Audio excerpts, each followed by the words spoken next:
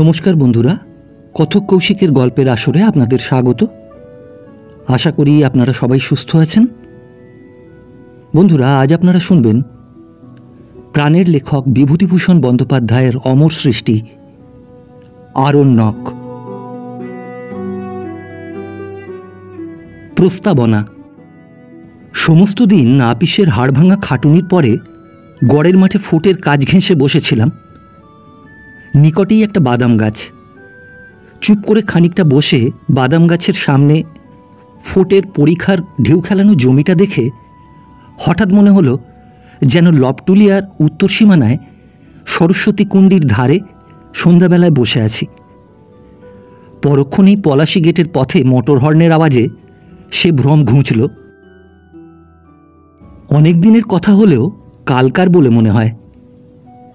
কলকাতা শহরের হইচই কর্মকোলাহলের মধ্যে অহরহ ডুবে থেকে এখন যখন লবটুলিয়া, বইহার কি আজমাবাদের সেই অরণ্য ভূভাগ, সেই জ্যোৎস্না, সে তিমিরময়ী স্তব্ধ রাত্রি, ধুধু বন ঝাউ আর কাশবনের চর, দিগ্বলয় লীন ধূসর শৈলশ্রেণী, গভীর রাত্রে বন্য নীলগাইয়ের দলের দ্রুত পদধ্বনি, খররৌদ্র মধ্যাহ্নে সরস্বতী কুণ্ডির জলের ধারে পিপাসার্ত বন্য মহিষ, সে অপূর্ব মুক্ত শিলাস্তৃত প্রান্তরে রঙিন বনফুলের শোভা, ফুটন্ত রক্তপলাশের ঘন অরণ্যের কথা ভাবি, তখন মনে হয় বুঝি কোনো অবসর দিনের শেষে সন্ধ্যায় ঘুমের ঘোরে এক সৌন্দর্য ভরা জগতের স্বপ্ন দেখছিলাম। পৃথিবীতে তেমন দেশ যেন কোথাও নেই। শুধু বন প্রান্তর নয়, কত ধরনের মানুষ দেখেছিলাম। কুন্তা, মুসম্মদ কুন্তার কথা মনে হয়। এখনো যেন সুংঠিয়া বৈহারের বিস্তীর্ণ বন্যকুলের জঙ্গলে সে দরিদ্র মেয়েটি তার ছেলে মেয়েদের সঙ্গে নিয়ে বন্যকুল সংগ্রহ করে তার দৈনন্দিন সংসারযাত্রার ব্যবস্থায় ব্যস্ত। নয়তো জ্যোৎস্নাভরা গভীর শীতের রাত্রে সে আমার পাতের ভাত নেবার আশায় আজমাবাদ কাছারির প্রাঙ্গণের এক কোণে ইঁদারাটার কাছে দাঁড়িয়ে আছে। মনে হয় ধাতুরিয়ার কথা, নাটুয়া বালক ধাতুরিয়া। দক্ষিণ দেশে ধরমপুর পরগনার ফসল মারা যাওয়াতে ধাতুরিয়া নেচে গেয়ে পেটের ভাত জোটাতে এসেছিল। লবটুলিয়া অঞ্চলের জনবিরল বন্য গ্রামগুলিতে চীনা ঘাসের দানা ভাজা আর আখের গুড় খেতে পেয়ে কি খুশির হাসি দেখেছিলাম তার মুখে। কোঁকড়া কোঁকড়া চুল, ডাগর চোখ, একটু মেয়েলি ধরনের ভাবভঙ্গি, বছর 13-14 বয়সের সুশ্রী ছেলেটি। সংসারে বাপ নেই, মা নেই, কেউ কোথাও নেই। তাই সেই অল্প বয়সেই তাকে নিজের চেষ্টা নিজেকেই দেখতে হয়। সংসারের স্রোতে কোথায় ভেসে গেল আবার। মনে পড়ে সরল মহাজন ধাওতাল সাহুকে। আমার খড়ের বাংলোর কোণটাতে বসে সে বড় বড় সুপারি জাঁতি দিয়ে কাটছে। গভীর জঙ্গলের মধ্যে ছোট কুঁড়ে ঘরের ধারে বসে দরিদ্র ব্রাহ্মণ রাজু পাঁড়ে 3টি মহিষ চড়াচ্ছে এবং আপন মনে গাইছে, দয়া হই জি। মহালিখারূপের পাহাড়ের পাদদেশে বিশাল বনপ্রান্তরে বসন্ত নেমেছে। লবটুলিয়া বৈহারের সর্বত্র হলুদ রঙের গোলগলি ফুলের মেলা। দ্বিপ্রহরে তাম্রাভ রৌদ্রদগ্ধ দিগন্ত বালির ঝড়ে ঝাপসা। রাত্রে দূরে মহালিখারূপের পাহাড়ে আগুনের মালা, শালবনে আগুন দিয়েছে। কত অতি দরিদ্র বালক বালিকা, নরনারী, কত দুর্দান্ত প্রকৃতির মহাজন, গায়ক, কাঠুরে, ভিখারির বিচিত্র জীবনযাত্রার সঙ্গে পরিচয় হয়েছিল। অন্ধকার প্রান্তরে খড়ের বাংলোয় বসে বসে বন্য শিকারীর মুখে অদ্ভুত গল্প শুনতাম। মোহনপুরা রিজার্ভ ফরেস্টের মধ্যে গভীর রাত্রিতে বন্য মহিষ শিকার করতে গিয়ে ডালপালা ঢাকা গর্তের ধারে বিরাটকায় বন্য মহিষের দেবতাকে তারা দেখেছিল। এদের কথাই বলবো। জগতের যে পথে সভ্য মানুষের চলাচল কম, কত অদ্ভুত জীবনধারার স্রোত আপন মনে উপল বিকীর্ণ অজানা নদীখাত দিয়ে ঝিরঝির করে বয়ে চলে সে পথে। তাদের সাথে পরিচয়ের স্মৃতি আজও ভুলতে পারিনি। কিন্তু আমার এই স্মৃতি আনন্দের নয়, দুঃখের। এই স্বচ্ছন্দ প্রকৃতির লীলাভূমি আমার হাতেই বিনষ্ট হয়েছিল। বনের দেবতারা সেজন্য আমায় কখনো ক্ষমা করবেন না জানি। নিজের অপরাধের কথা নিজের মুখে বললে অপরাধের ভার শুনেছি লঘু হয়ে যায়। তাই এই কাহিনীর অবতারণা। আরণ্যক।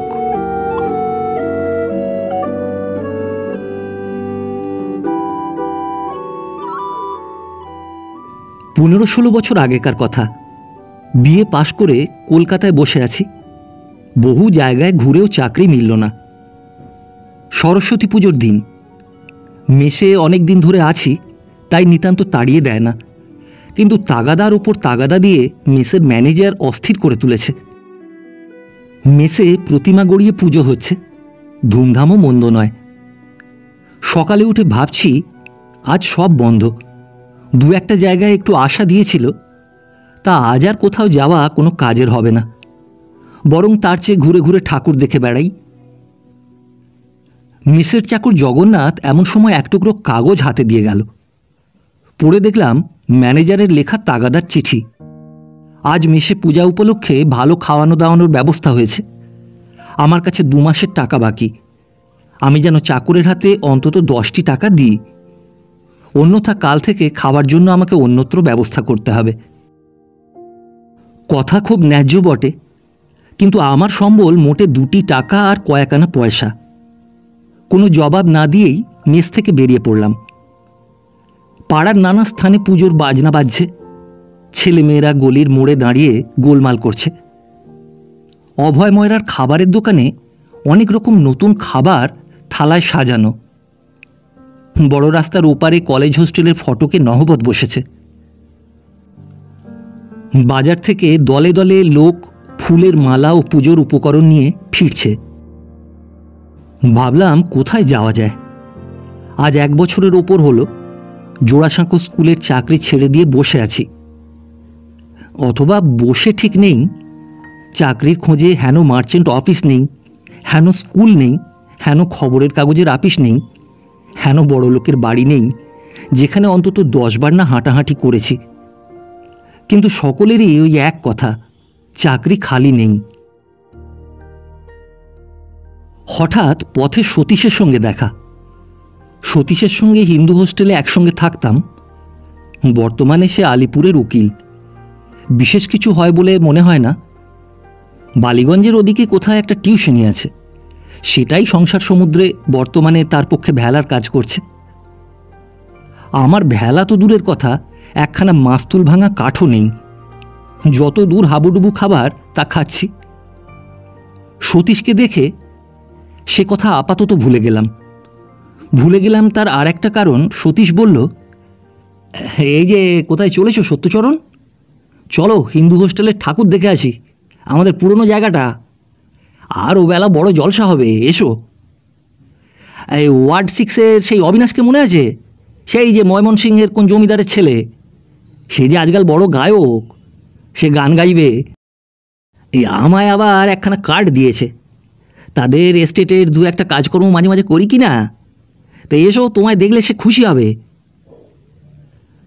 কলেজে পড়বার সময় আজ 5-6 বছর আগে আমোদ পেলে আর কিছু চাইতাম না। এখনও সে মনের ভাব কাটেনি দেখলাম। হিন্দু হোস্টেলে ঠাকুর দেখতে গিয়ে সেখানে মধ্যাহ্ন ভোজনের নিমন্ত্রণ পেলাম। কারণ আমাদের দেশের অনেক পরিচিত ছেলে এখানে থাকে, তারা কিছুতেই আসতে দিতে চাইল না। বললাম বিকেলে জলসা হবে, তা এখন কি, মেস থেকে খেয়ে আসবো এখন। তারা সে কথায় কর্ণপাত করল না। কর্ণপাত করলে আমাকে সরস্বতী পুজোর দিনটা উপবাসে কাটাতে হতো। ম্যানেজারের অমন কড়া চিঠির পরে আমি গিয়ে মেসের লুচি পায়েসের ভোজ খেতে পারতাম না, যখন 1টা টাকাও দিইনি। এ বেশ হলো, পেট ভরে নিমন্ত্রণ খেয়ে বিকেলে জলসার আসরে গিয়ে বসলাম। আবার 3 বছর পূর্বের ছাত্রজীবনের উল্লাস ফিরে এলো। কে মনে রাখে যে চাকরি পেলাম কি না পেলাম, মেসের ম্যানেজার মুখ হাঁড়ি করে বসে আছে কি না আছে। ঠুংরি ও কীর্তনের সমুদ্রে তলিয়ে গিয়ে ভুলে গেলাম যে দেনা মেটাতে না পারলে কাল সকাল থেকে বায়ুভক্ষণের ব্যবস্থা হবে। জলসা যখন ভাঙল তখন রাত 11টা। অবিনাশের সঙ্গে আলাপ হলো। হিন্দু হোস্টেলে থাকবার সময় সে আর আমি ডিবেটিং ক্লাবের চাঁই ছিলাম। একবার স্যার গুরুদাস বন্দ্যোপাধ্যায়কে আমরা সভাপতি করেছিলাম। বিষয় ছিল স্কুল কলেজে বাধ্যতামূলক ধর্মশিক্ষা প্রবর্তন করা উচিত। অবিনাশ প্রস্তাবকর্তা, আমি প্রতিবাদী পক্ষের নায়ক। উভয় পক্ষে তুমুল তর্কের পর সভাপতি আমাদের পক্ষে মত দিলেন। সেই থেকে অবিনাশের সঙ্গে খুব বন্ধুত্ব হয়ে যায়, যদিও কলেজ থেকে বের হয়ে এই প্রথম আবার তার সঙ্গে দেখা সাক্ষাৎ। অবিনাশ বলল, চলো, আমার গাড়ি রয়েছে, তোমাকে পৌঁছে দিই। কোথায় থাকো? মেসের দরজায় নামিয়ে দিয়ে বলল, শোনো, কাল হ্যারিংটন স্ট্রিটে আমার বাড়িতে চা খাবে, বিকেল 4টের সময়। ভুলো না কিন্তু। 33-2 লিখে রাখো তো নোট বইয়ে। পরদিন খুঁজে হ্যারিংটন স্ট্রিট বের করলাম, বন্ধুর বাড়িও বের করলাম। বাড়ি খুব বড় নয়, তবে সামনে পেছনে বাগান। গেটে উইস্টেরিয়া লতা, নেপালি দারোয়ান ও পেতলের প্লেট। লাল সুরকির বাঁকা রাস্তা। রাস্তার একধারে সবুজ ঘাসের বন, অন্য ধারে বড় বড় মুচকুন্দ চাঁপা ও আম গাছ। গাড়ি বারান্দায় বড় একখানা মোটর গাড়ি। বড় লোকের বাড়ি নয় বলে ভুল করবার কোনো দিক দিয়ে কোনো উপায় নেই। সিঁড়ি দিয়ে ওপরে উঠেই বসবার ঘর। অবিনাশ এসে আদর করে ঘরে বসালো এবং প্রায় সঙ্গে সঙ্গেই পুরনো দিনের কথাবার্তায় আমরা দুজনেই মশগুল হয়ে গেলাম।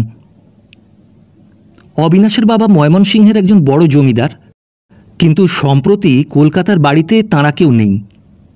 অবিনাশের এক ভগ্নীর বিবাহ উপলক্ষে গত অগ্রহায়ণ মাসে দেশে গিয়েছিলেন, এখনও কেউ আসেননি। এ কথা ও কথার পর অবিনাশ বলল, এখন কি করছো সত্য?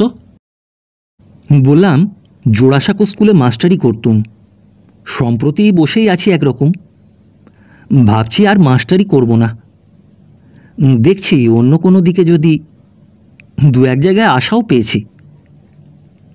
আশা পাওয়ার কথা সত্য নয়, কিন্তু অবিনাশ বড় লোকের ছেলে, মস্ত বড় এস্টেট ওদের। তার কাছে চাকরির উমেদারি করছি এটা না দেখায়, তাই কথাটা বললাম।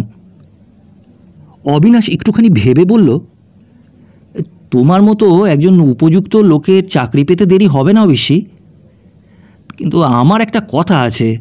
তুমি তো আইনও পড়েছিলে না? বললাম, পাশও করেছি, কিন্তু ওকালতি করবার মতিগতি নেই। অবিনাশ বলল, আমাদের একটা জঙ্গলমহল আছে পূর্ণিয়া জেলায়, প্রায় 20-30 হাজার বিঘে জমি। আমাদের সেখানে নায়েব আছে, কিন্তু তার উপর বিশ্বাস করে অত জমি বন্দোবস্তের ভার দেওয়া চলে না। আমরা একজন উপযুক্ত লোক খুঁজছি, তুমি যাবে? কান অনেক সময় মানুষকে প্রবঞ্চনা করে জানতাম। অবিনাশ বলে কি, যে চাকরির খোঁজে আজ 1টি বছর কলকাতার রাস্তাঘাট চষে বেড়াচ্ছি, চায়ের নিমন্ত্রণে সম্পূর্ণ অযাচিতভাবে সেই চাকরির প্রস্তাব আপনা থেকেই সামনে এসে হাজির হলো। তবুও মান বজায় রাখতে হবে। অত্যন্ত সংযমের সঙ্গে মনের ভাব চেপে উদাসীনের মতো বললাম, ও আচ্ছা, ভেবে বলবো। কাল আছো তো? অবিনাশ খুব খোলাখুলি ও দিলদরিয়া মেজাজের মানুষ। বলল, আরে ভাবাভাবি রেখে দাও, আমি বাবাকে আজই পত্র লিখতে বসছি। আমরা একজন বিশ্বাসী লোক খুঁজছি। জমিদারির ঘুণ কর্মচারী আমরা চাইনি, কারণ তারা প্রায়ই চোর। তোমার মতো শিক্ষিত বুদ্ধিমান লোকের সেখানে দরকার। জঙ্গলমহল আমরা নতুন প্রজার সঙ্গে বন্দোবস্ত করব। 30 হাজার বিঘের জঙ্গল, অত দায়িত্বপূর্ণ কাজ কি যার তার হাতে ছেড়ে দেওয়া যায়? তোমার সঙ্গে আজ আলাপ নয়, তোমার নাড়ি নক্ষত্র আমি জানি। তুমি রাজি হয়ে যাও, আমি এক্ষুনি বাবাকে লিখে অ্যাপয়েন্টমেন্ট লেটার আনিয়ে দিচ্ছি। কি করে চাকরি পেলাম তা বেশি বলবার আবশ্যক নেই, কারণ এই গল্পের উদ্দেশ্য সম্পূর্ণ স্বতন্ত্র। সংক্ষেপে বলে রাখি, অবিনাশের বাড়ির চায়ের নিমন্ত্রণ খাবার 2 সপ্তাহ পরেই আমি একদিন নিজের জিনিসপত্র নিয়ে বিএনডব্লিউ রেলওয়ের একটা ছোট স্টেশনে নামলাম। শীতের বিকেল, বিস্তীর্ণ প্রান্তরে ঘন ছায়া নেমেছে। দূরে বনশ্রেণীর মাথায় মাথায় অল্প অল্প কুয়াশা জমেছে। রেললাইনের দুধারে মটর ক্ষেত। শীতল সান্ধ্য বাতাসে তাজা মটর শাকের স্নিগ্ধ সুগন্ধে কেমন মনে হলো যে জীবন আরম্ভ করতে যাচ্ছি তা বড় নির্জন হবে। এই শীতের সন্ধ্যা যেমন নির্জন, যেমন নির্জন এই উদাস প্রান্তর আর ওই দূরের নীলবর্ণ বনশ্রেণী, তেমনি। গরুর গাড়িতে প্রায় 15-16 ক্রোশ চললাম সারা রাত্রি ধরে। ছইয়ের মধ্যে কলকাতা থেকে আনিত কম্বল, র্যাগ ইত্যাদি শীতে জল হয়ে গেল। কে জানতো এসব অঞ্চলে এত ভয়ানক শীত। সকালে রৌদ্র যখন উঠেছে তখনও পথ চলছি। দেখলাম জমির প্রকৃতি বদলে গেছে। প্রাকৃতিক দৃশ্য অন্য মূর্তি পরিগ্রহ করেছে। ক্ষেত খামার নেই, বস্তি লোকালয়ও বড় একটা দেখা যায় না। কেবল ছোট বড় বন, কোথাও ঘন, কোথাও পাতলা, মাঝে মাঝে মুক্ত প্রান্তর, কিন্তু তাতে ফসলের আবাদ নেই। কাছারিতে পৌঁছলাম বেলা 10টার সময়। জঙ্গলের মধ্যে প্রায় 10-15 বিঘে জমি পরিষ্কার করে কতকগুলি খড়ের ঘর, জঙ্গলেরই কাঠ, বাঁশ ও খড় দিয়ে তৈরি ঘরে শুকনো ঘাস ও বনঝাউয়ের সরু গুঁড়ির বেড়া, তার উপর মাটি দিয়ে ল্যাপা। ঘরগুলি নতুন তৈরি। ঘরের মধ্যে ঢুকেই টাটকা কাটা খড়, আধকাঁচা ঘাস ও বাঁশের গন্ধ পাওয়া গেল। জিজ্ঞাসা করে জানলাম আগে জঙ্গলের ওদিকে কোথায় কাছারি ছিল, কিন্তু শীতকালে সেখানে জলাভাব হওয়ায় এই ঘর নতুন বাঁধা হয়েছে। কারণ পাশেই একটা ঝর্ণা থাকায় এখানে জলের কষ্ট নেই। জীবনের বেশিরভাগ সময় কলকাতায় কাটিয়েছি। বন্ধুবান্ধবদের সঙ্গ, লাইব্রেরি, থিয়েটার, সিনেমা, গানের আড্ডা, এসব ভিন্ন জীবন কল্পনা করতে পারি না। এ অবস্থায় চাকরির কয়েকটি টাকার খাতিরে যেখানে এসে পড়লাম, এত নির্জন স্থানের কল্পনাও কোনোদিন করিনি। দিনের পর দিন যায়, পূর্বাকাশে সূর্যের উদয় দেখি দূরের পাহাড় ও জঙ্গলের মাথায়। আবার সন্ধ্যায় সমগ্র বন ঝাউ ও দীর্ঘ ঘাসের বনশীর্ষ সিঁদুরের রঙে রাঙিয়ে সূর্যকে ডুবে যেতে দেখি। এর মধ্যে শীতকালের যে 11 ঘণ্টা ব্যাপী দিন, তা যেন খাঁ খাঁ করে শূন্য। কি করে তা পোড়াবো? প্রথম প্রথম সেইটা আমার পক্ষে হলো মহা সমস্যা। কাজকর্ম করলে অনেক করা যায় বটে, কিন্তু আমি নিতান্ত নব আগন্তুক। এখনো ভালো করে এখানকার লোকের ভাষা বুঝতে পারি না। কাজের কোনো বিলি ব্যবস্থাও করতে পারি না। নিজের ঘরে বসে বসে যে কয়খানি বই সঙ্গে এনেছিলাম তা পড়েই কোনো রকমের দিন কাটাই। কাছারিতে লোকজন যারা আছে তারা নিতান্ত বর্বর। না বোঝে তারা আমার কথা, না আমি ভালো বুঝি তাদের কথা। প্রথম দিন 10 কি কষ্টে যে কাটল। কতবার মনে হলো চাকরিতে দরকার নেই, এখানে হাঁপিয়ে মরার চেয়ে আতপেটা খেয়ে কলকাতায় থাকাই ভালো। অবিনাশের অনুরোধে কি ভুলই করেছি এই জনহীন জঙ্গলে এসে। এ জীবন আমার জন্য নয়। রাত্রিতে নিজের ঘরে বসে এইসব ভাবছি। এমন সময় ঘরের দরজা ঠেলে কাছারির বৃদ্ধ মুহুরী গোষ্ঠ চক্রবর্তী প্রবেশ করলেন। এই একমাত্র লোক যার সঙ্গে বাংলা কথা বলে হাঁপ ছেড়ে বাঁচি। গোষ্ঠবাবু এখানে আছেন অন্তত 17-18 বছর। বর্ধমান জেলায় বনপাস স্টেশনের কাছে কোন গ্রামে বাড়ি। বললাম, বসুন গোষ্ঠবাবু। গোষ্ঠবাবু অন্য একখানা চেয়ারে বসলেন। বললেন, এই আপনাকে একটা কথা বলতে এলাম নিরিবিলি। এখানকার কোনো মানুষকে বিশ্বাস করবেন না। এ বাংলাদেশ নয়, লোকজন সব বড় খারাপ। বাংলাদেশের মানুষও সবাই যে খুব ভালো এমন তো নয় গোষ্ঠবাবু। সে আর আমার জানতে বাকি নেই ম্যানেজার বাবু। সেই দুঃখে আর ম্যালেরিয়ার তাড়নায় প্রথম এইখানে আসি। প্রথম এসে বড় কষ্ট হতো, এই জঙ্গলে মন হাঁপিয়ে উঠত। আজকাল এমন হয়েছে, দেশ তো দূরের কথা, পূর্ণিয়া কি পাটনাতে কাজে গিয়ে 2 দিনের বেশি 3 দিন থাকতে পারিনি। গোষ্ঠবাবুর মুখের দিকে সকৌতুকে চাইলাম। বলে কি? জিজ্ঞাসা করলাম, থাকতে পারেন না কেন? জঙ্গলের জন্য মন হাঁপায় নাকি? গোষ্ঠবাবু আমার দিকে চেয়ে একটু হাসলেন, বললেন, ঠিক তাই ম্যানেজার বাবু, আপনিও বুঝবেন। নতুন এসেছেন কলকাতা থেকে, কলকাতার জন্য মন উড়ু উড়ু করছে। বয়সও আপনার কম, কিছুদিন এখানে থাকুন, তারপর দেখবেন। কি দেখব? জঙ্গল আপনাকে পেয়ে বসবে। কোনো গোলমাল কি লোকের ভিড় ক্রমশ আর ভালো লাগবে না। আমার তাই হয়েছে মশাই। এই গত মাসে মুঙ্গের গিয়েছিলাম মকদ্দমার কাজে। কেবল মনে হয় কবে এখান থেকে বেরুবো।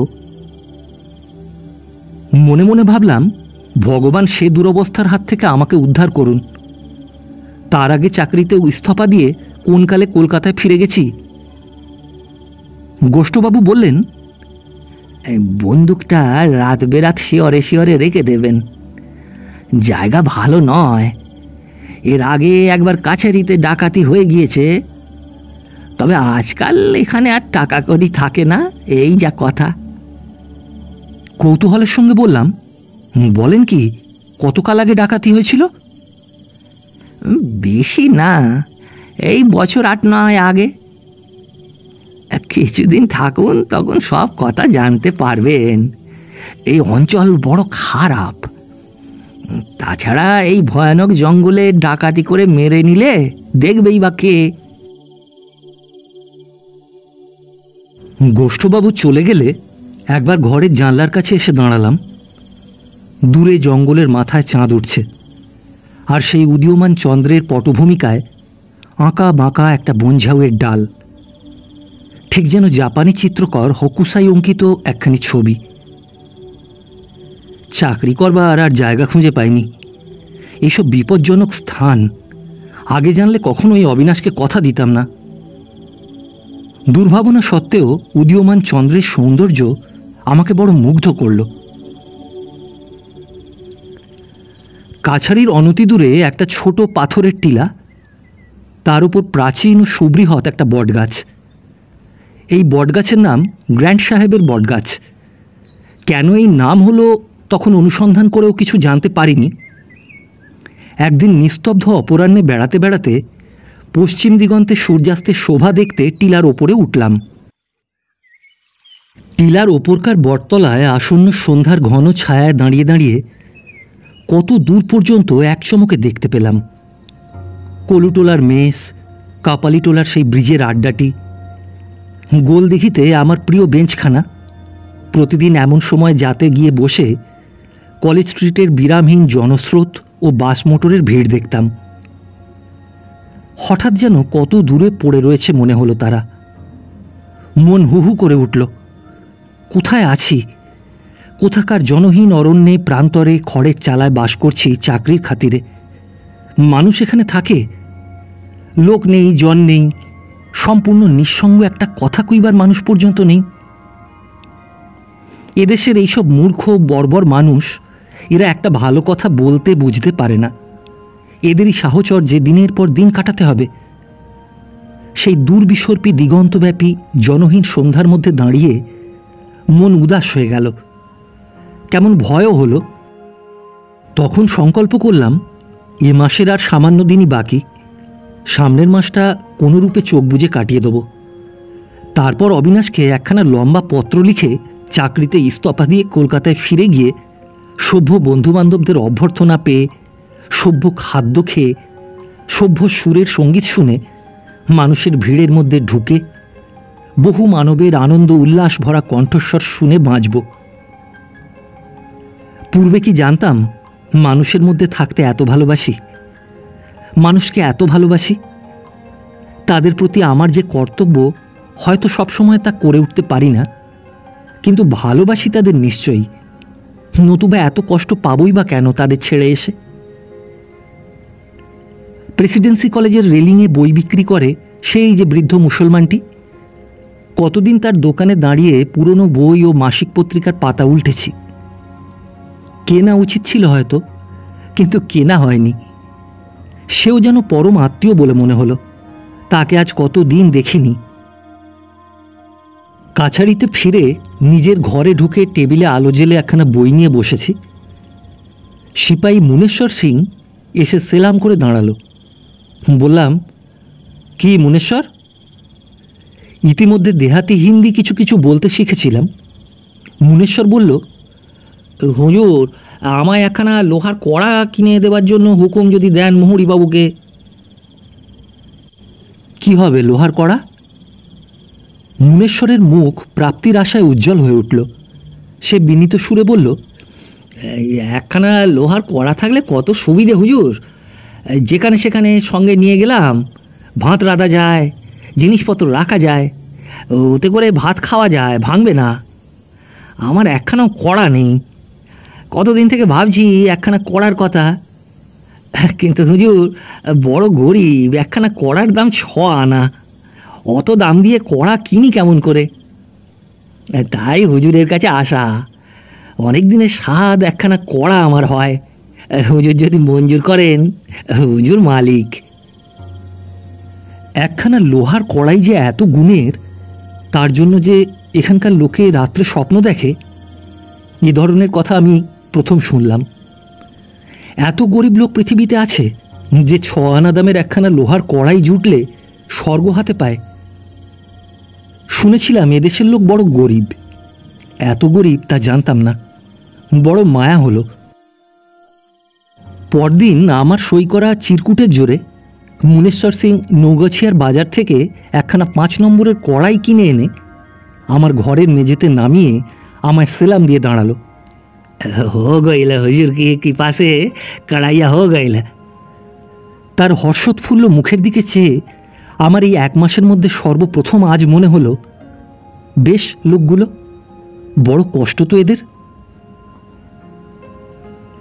কিছুতেই কিন্তু এখানকার এই জীবনের সঙ্গে নিজেকে আমি খাপ খাওয়াতে পারছি না। বাংলাদেশ থেকে সদ্য এসেছি, চিরকাল কলকাতায় কাটিয়েছি। এই অরণ্যভূমির নির্জনতা যেন পাথরের মতো বুকে চেপে আছে বলে মনে হয়। একদিন বিকেলে বেড়াতে বের হয়ে অনেক দূর পর্যন্ত যাই। কাছারির কাছে তবুও লোকজনের গলা শুনতে পাওয়া যায়। রশি 2-3 গেলেই কাছারি ঘরগুলো যেমন দীর্ঘ বনঝাউ ও কাশ জঙ্গলের আড়ালে পড়ে, তখন মনে হয় সমস্ত পৃথিবীতে আমি একাকী। তারপর যত দূর যাওয়া যায়, চওড়া মাঠের দুধারে ঘন বনের সারি বহুদূর পর্যন্ত চলেছে। শুধু বন আর ঝোপ, গজারি গাছ, বাবলা, বন্য কাটা বাঁশ, বেত ঝোপ। গাছেরও ঝোপের মাথায় মাথায় অস্তন্মুখ সূর্য সিঁদুর ছড়িয়ে দিয়েছে। সন্ধ্যার বাতাসে বন্য পুষ্প ও তৃণগুল্মের সুঘ্রাণ। প্রতি ঝোপ পাখির কাকলিতে মুখর। তার মধ্যে হিমালয়ের বনটিয়াও আছে।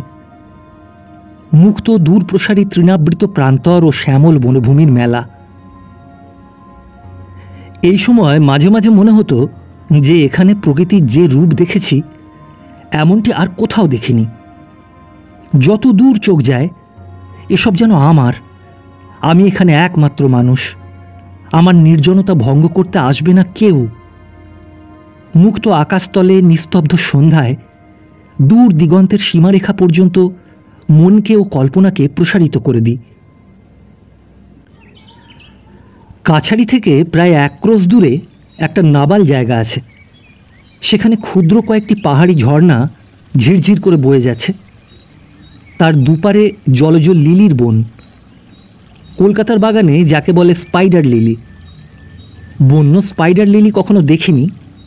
জানতামও না যে এমন নিভৃত ঝর্ণার উপল বিছানো তীরে ফুটন্ত লিলি ফুলের এত শোভা হয়, বা বাতাসে তারা এত মৃদু কোমল সুবাস বিস্তার করে।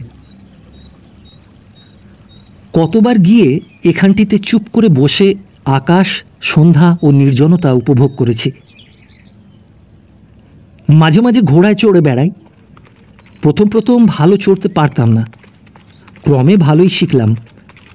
শিখেই বুঝলাম জীবনে এত আনন্দ আর কিছুতেই নেই। যে কখনো এমন নির্জন আকাশতলে দিগন্তব্যাপী বনপ্রান্তরে ইচ্ছামতো ঘোড়া ছুটিয়ে না বেরিয়েছে, তাকে বোঝানো যাবে না সে কি আনন্দ। কাছারি থেকে 10-15 মাইল দূরবর্তী স্থানে সার্ভে পার্টির কাজ করছে। প্রায়ই আজকাল সকালে এক পেয়ালা চা খেয়ে ঘোড়ার পিঠে জিন কষিয়ে সেই যে ঘোড়ায় উঠি, কোনোদিন ফিরি বিকেলে, কোনোদিন বা ফেরবার পথে জঙ্গলের মাথার উপর নক্ষত্র ওঠে, বৃহস্পতি জলজল করে। জ্যোৎস্না রাতে বনপুষ্পের সুবাস জ্যোৎস্নার সঙ্গে মেশে, শ্রীগালের রব প্রহর ঘোষণা করে, জঙ্গলের ঝিঁঝি পোকা দল বেঁধে ডাকতে থাকে। যে কাজে এখানে আসা তার জন্য অনেক চেষ্টা করা যাচ্ছে। এত হাজার বিঘা জমি হঠাৎ বন্দোবস্ত হওয়া সোজা কথা নয় অবশ্য। আর একটা ব্যাপার এখানে এসে জেনেছি, এই জমি আজ ৩০ বছর পূর্বে নদী গর্ভে শিকস্তি হয়ে গিয়েছিল। ২০ বছর হলো আবার বের হয়েছে। কিন্তু যারা পিতৃপিতামহের জমি গঙ্গায় ভেঙে যাওয়ার পরে অন্যত্র উঠে গিয়ে বাস করেছিল, সেই পুরনো প্রজাদিগকে জমিদার এইসব জমিতে দখল দিতে চাইছেন না। মোটা সেলামি ও বর্ধিত হারে খাজনার লোভে নতুন প্রজাদের সঙ্গেই বন্দোবস্ত করতে চান। অথচ যেসব গৃহহীন, আশ্রয়হীন, অতি দরিদ্র পুরনো প্রজাকে তাদের ন্যায্য অধিকার থেকে বঞ্চিত করা হয়েছে, তারা বারবার অনুরোধ উপরোধ কান্নাকাটি করেও জমি পাচ্ছে না। আমার কাছেও অনেকে এসেছিল, তাদের অবস্থা দেখলে কষ্ট হয়। কিন্তু জমিদারের হুকুম, কোনো পুরনো প্রজাকে জমি দেওয়া হবে না। কারণ একবার চেপে বসলে তাদের পুরনো সত্ত্ব তারা আইনত দাবি করতে পারে। জমিদারের লাঠির জোর বেশি। প্রজারা আজ ২০ বছর ভূমিহীন ও গৃহহীন অবস্থায় দেশে দেশে মজুরি করে খায়। কেউ সামান্য চাষবাস করে, অনেকে মরে গেছে। তাদের ছেলেপিলেরা নাবালক বা অসহায়, প্রবল জমিদারের বিরুদ্ধে স্রোতের মুখে কুটোর মতো ভেসে যাবে। এদিকে নতুন প্রজা সংগ্রহ করা যায় কোথা থেকে? মুঙ্গের, পূর্ণিয়া, ভাগলপুর, ছাপড়া প্রভৃতি নিকটবর্তী জেলা থেকে লোক যারা আসে, দর শুনে পিছিয়ে যায়। ২-৫ জন কিছু কিছু নিচ্ছেও। এইরূপ মৃদু গতিতে অগ্রসর হলে ১০,০০০ বিঘা জঙ্গলি জমি প্রজাবিলি হতে ২০-২৫ বছর লেগে যাবে। আমাদের একডিহি কাছারি আছে, সেও ঘোর জঙ্গলময় মহাল। এখান থেকে ১৯ মাইল দূরে। জায়গাটার নাম লাভটুলিয়া। কিন্তু এখানেও যেমন জঙ্গল, সেখানেও তেমনি। কেবল সেখানে কাছারি রাখার উদ্দেশ্য এই যে সেই জঙ্গলটা প্রতি বছর গোয়ালাদের গরু মহিষ চড়াবার জন্য খাজনা করে দেওয়া হয়। এ বাদে সেখানে প্রায় ২-৩০০ বিঘা জমিতে বন্যকুলের জঙ্গল আছে। লাক্ষাকীট পোষবার জন্য লোকে এই কুল বন জমা নিয়ে থাকে। এই টাকাটা আদায় করবার জন্য সেখানে ১০ টাকা মাইনের একজন পাটোয়ারি এবং তার একটা ছোট কাছারি আছে। কুলবন ইজারা দেবার সময় আসছে। একদিন ঘোড়া করে লাভটুলিয়াতে রওনা হলাম। আমার কাছারি ও লাভটুলিয়ার মাঝখানে একটা উঁচু রাঙামাটির ডাঙা, প্রায় ৭-৮ মাইল লম্বা। এর নাম ফুলকিয়া বৈহার। কত ধরনের গাছপালা ও ঝোপ জঙ্গলে পরিপূর্ণ। জায়গায় জায়গায় বন এত ঘন যে ঘোড়ার গায়ে ডালপালা ঠেকে। ফুলকিয়া বৈহার যেখানে নেমে গিয়ে সমতল ভূমির সঙ্গে মিশল, চানন বলে একটা পাহাড়ি নদী সেখানে উপলখণ্ডের উপর দিয়ে ঝিরঝির করে বইছে। বর্ষাকালে সেখানে জল খুব গভীর, শীতকালে এখন তত জল নেই। লাভটুলিয়া এই প্রথম এলাম। অতি ক্ষুদ্র এক খড়ের ঘর, তার মেঝে জমির সঙ্গে সমতল। ঘরের বেড়া পর্যন্ত শুকনো কাশের, বনঝাউয়ের ডালের পাতা দিয়ে বাঁধা। সন্ধ্যার কিছু পূর্বে সেখানে পৌঁছলাম। এত শীত যেখানে থাকি সেখানে নেই। শীতে জমে যাবার উপক্রম হলাম বেলা না পড়তেই। সিপাহীরা বনের ডালপাতা জ্বালিয়ে আগুন করল। সেই আগুনের ধারে ক্যাম্প চেয়ারে বসলাম। অন্য সবাই গোল হয়ে আগুনের চারধারে বসল। কোথা থেকে শের পাঁচেক একটা রুই মাছ পাটোয়ারি এনেছিল। এখন কথা উঠল রান্না করবে কে। আমি সঙ্গে পাচক আনিনি, নিজেও রান্না করতে জানি না। আমার সঙ্গে সাক্ষাৎ করবার জন্য ৭-৮ জন লাভটুলিয়াতে অপেক্ষা করছিল। তাদের মধ্যে কন্টু মিশ্র নামে এক মৈথিল ব্রাহ্মণকে পাটোয়ারি রান্নার জন্য নিযুক্ত করল। পাটোয়ারিকে বললাম, এসব লোকেই কি ইজারা ডাকবে? পাটোয়ারি বলল, না হুজুর, ওরা খাবার লোভে এসেছে। আপনার নাম শুনে আজ 2 দিন ধরে কাছারিতে এসে বসে আছে। এদেশের লোকের ওই রকম অভ্যেস।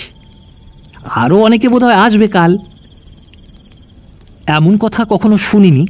বললাম, সে কি, আমি তো নিমন্ত্রণ করিনি এদের। হুজুর, এরা বড় গরিব, ভাত জিনিসটা খেতে পায় না। কলাইয়ের ছাতু, মকাইয়ের ছাতু এই এরা 12 মাস খায়। ভাত খেতে পাওয়াটা এরা ভোজের সমান বিবেচনা করে। আপনি আসছেন, ভাত খেতে পাবে এখানে, সেই লোভে সব এসেছে। দেখুন না, আরও কত আসে। বাংলাদেশের লোকে বড় বেশি সভ্য হয়ে গিয়েছে এদের তুলনায় মনে হলো। কেন জানি না, এই অন্নভোজন লোলুপ সরল ব্যক্তিগুলিকে আমার সে রাত্রে এত ভালো লাগলো। আগুনের চারধারে বসে তারা নিজেদের মধ্যে গল্প করছিল, আমি শুনছিলাম। প্রথমে তারা আমার আগুনে বসতে চায়নি। আমার প্রতি সম্মানসূচক দূরত্ব বজায় রাখবার জন্য আমি তাদের ডেকে আনলাম। কন্টু মিশ্র কাছে বসেই আসান কাঠের ডালপালা জ্বালিয়ে মাছ রাঁধছে। ধুনো পোড়াবার মতো সুগন্ধ বের হচ্ছে ধোঁয়া থেকে।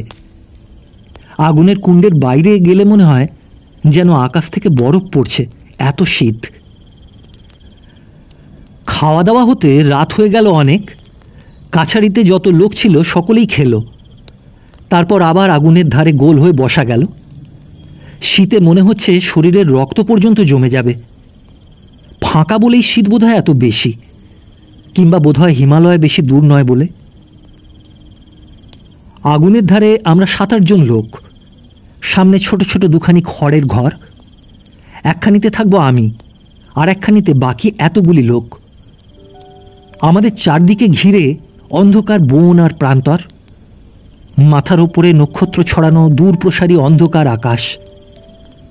আমার বড় অদ্ভুত লাগলো, যেন চিরপরিচিত পৃথিবী থেকে নির্বাসিত হয়ে মহাশূন্যে এক গ্রহে অন্য এক অজ্ঞাত রহস্যময় জীবনধারার সঙ্গে জড়িত হয়ে পড়েছি। একজন 30-32 বছরের লোক এ দলের মধ্যে আমার মনোযোগকে বিশেষভাবে আকৃষ্ট করেছিল। লোকটির নাম গণরি তেওয়ারি। শ্যামবর্ণ দোহারা চেহারা, মাথায় বড় চুল, কপালে 2টি লম্বা ফোঁটা কাটা। এই শীতে গায়ে একখানা মোটা চাদর ছাড়া আর কিছু নেই। এদেশের রীতি অনুযায়ী গায়ে একটা মেরজাই থাকা উচিত ছিল, তা পর্যন্ত নেই। অনেকক্ষণ থেকে আমি লক্ষ্য করছিলাম সে সকলের দিকে কেমন কুণ্ঠিতভাবে চাইছিল। কারো কথার কোনো প্রতিবাদ করছিল না, অথচ কথা যে সে কম বলছিল তা নয়। আমার প্রতি কথার উত্তরে কেবল সে বলে, হুজুর। এদেশের লোকে যখন কোনো মান্য ও উচ্চপদস্থ ব্যক্তির কথা মেনে নেয়, তখন কেবল মাথা সামনের দিকে অল্প ঝাঁকিয়ে সসম্ভ্রমে বলে, হুজুর। গণরিকে বললাম, তুমি থাকো কোথায় তেওয়ারিজি? আমি যে তাকে সরাসরি প্রশ্ন করব এতটা সম্মান যেন তার পক্ষে সম্পূর্ণ অপ্রত্যাশিত। এভাবেই সে আমার দিকে চাইল। বলল, এই ভীমদাসটোলা হুজুর। তারপর সে তার জীবনের ইতিহাস বর্ণনা করে গেল, একটা না নয়, আমার প্রশ্নের উত্তরে টুকরো টুকরো ভাবে। গণরি তেওয়ারির বয়স যখন 12 বছর, তার বাপ তখন মারা যায়। এক বৃদ্ধা পিসিমা তাকে মানুষ করে। সে পিসিমাও বাপের মৃত্যুর বছর 5 পরে যখন মারা গেলেন, গণরি তখন জগতে ভাগ্য অন্বেষণে বেরোল। কিন্তু তার জগৎ পূর্বে পূর্ণিয়া শহর, পশ্চিমে ভাগলপুর জেলার সীমানা, দক্ষিণে এই নির্জন অরণ্যময় ফুলকিয়া বৈহার, উত্তরে কুশি নদী, এরই মধ্যে সীমাবদ্ধ। এরই মধ্যে গ্রামে গ্রামে গৃহস্থের দুয়ারে ফিরে কখনো ঠাকুর পুজো করে, কখনো গ্রাম্য পাঠশালায় পণ্ডিতি করে, কায় ক্লেশে নিজের আহারের জন্য কলাইয়ের ছাতু ও চীনা ঘাসের দানার রুটির সংস্থান করে আসছে। সম্প্রতি 2 মাস চাকরি নেই। পর্বতাগ্রামের পাঠশালা উঠে গেছে। ফুলকিয়া বৈহারের 10,000 বিঘা অরণ্যময় অঞ্চলে লোকের বস্তি নেই। এখানে যে মোষপালকের দল মোষ চড়াতে আনে জঙ্গলে, তাদের বাথানে বাথানে ঘুরে খাদ্য ভিক্ষা করে বেড়াচ্ছিল। আজ আমার আসবার খবর পেয়ে অনেকের সঙ্গে এখানে এসেছে কেন সে কথা আরও চমৎকার। এখানে এত লোক এসেছে কেন তেওয়ারিজি? হুজুর, ওই সবাই বললে ফুলকি আর কাচারিতে ম্যানেজার এসেছেন, সেখানে গেলে ভাত খেতে পাওয়া যাবে, তাই ওরা এলো, ওদের সঙ্গে আমিও এলাম। ভাত এখানকার লোক কি খেতে পায় না? কোথায় পাবে হুজুর, নগচি আর মারওয়ারিরা রোজ ভাত খায়। আমি নিজে আজ ভাত খেলাম বোধহয় 3 মাস পরে। গত ভাদ্র মাসের সংক্রান্তিতে রাসবিহারী সিং রাজপুতের বাড়ি নেমন্তন্ন ছিল, সে বড় লোক ভাত খাইয়েছিল, তারপর আর খাইনি। যতগুলি লোক এসেছিল এই ভয়ানক শীতে কারো গাত্রবস্ত্র নেই, রাত্রে আগুন পুইয়ে রাত কাটায়। শেষ রাত্রে শীত যখন বেশি পড়ে আর ঘুম হয় না, শীতের চোটে আগুনের খুব কাছে ঘেঁষে বসে থাকে ভোর পর্যন্ত। কেন জানি না এদের হঠাৎ এত ভালো লাগলো। এদের দারিদ্র্য, এদের সারল্য, কঠোর জীবন সংগ্রামে এদের যোজবার ক্ষমতা, এই অন্ধকার আরণ্যভূমি ও হিমবর্ষী মুক্ত আকাশ বিলাসিতার কোমল পুষ্পাস্তৃত পথে এদের যেতে দেয়নি, কিন্তু এদের সত্যকার পুরুষ মানুষ করে গড়েছে। দুটি ভাত খেতে পাওয়ার আনন্দে যারা ভীমদাসটোলা ও পর্বতা থেকে 9 মাইল পথ হেঁটে এসেছে বিনা নিমন্ত্রণে, তাদের মনের আনন্দ গ্রহণ করবার শক্তি কত সতেজ ভেবে বিস্মিত হলাম। অনেক রাত্রে কিসের শব্দে ঘুম ভেঙে গেল। শীতে মুখ বের করাও যেন কষ্টকর। এমন যে শীত এখানে তা না জানার দরুন উপযুক্ত গরম কাপড় ও লেপতোষক আনিনি।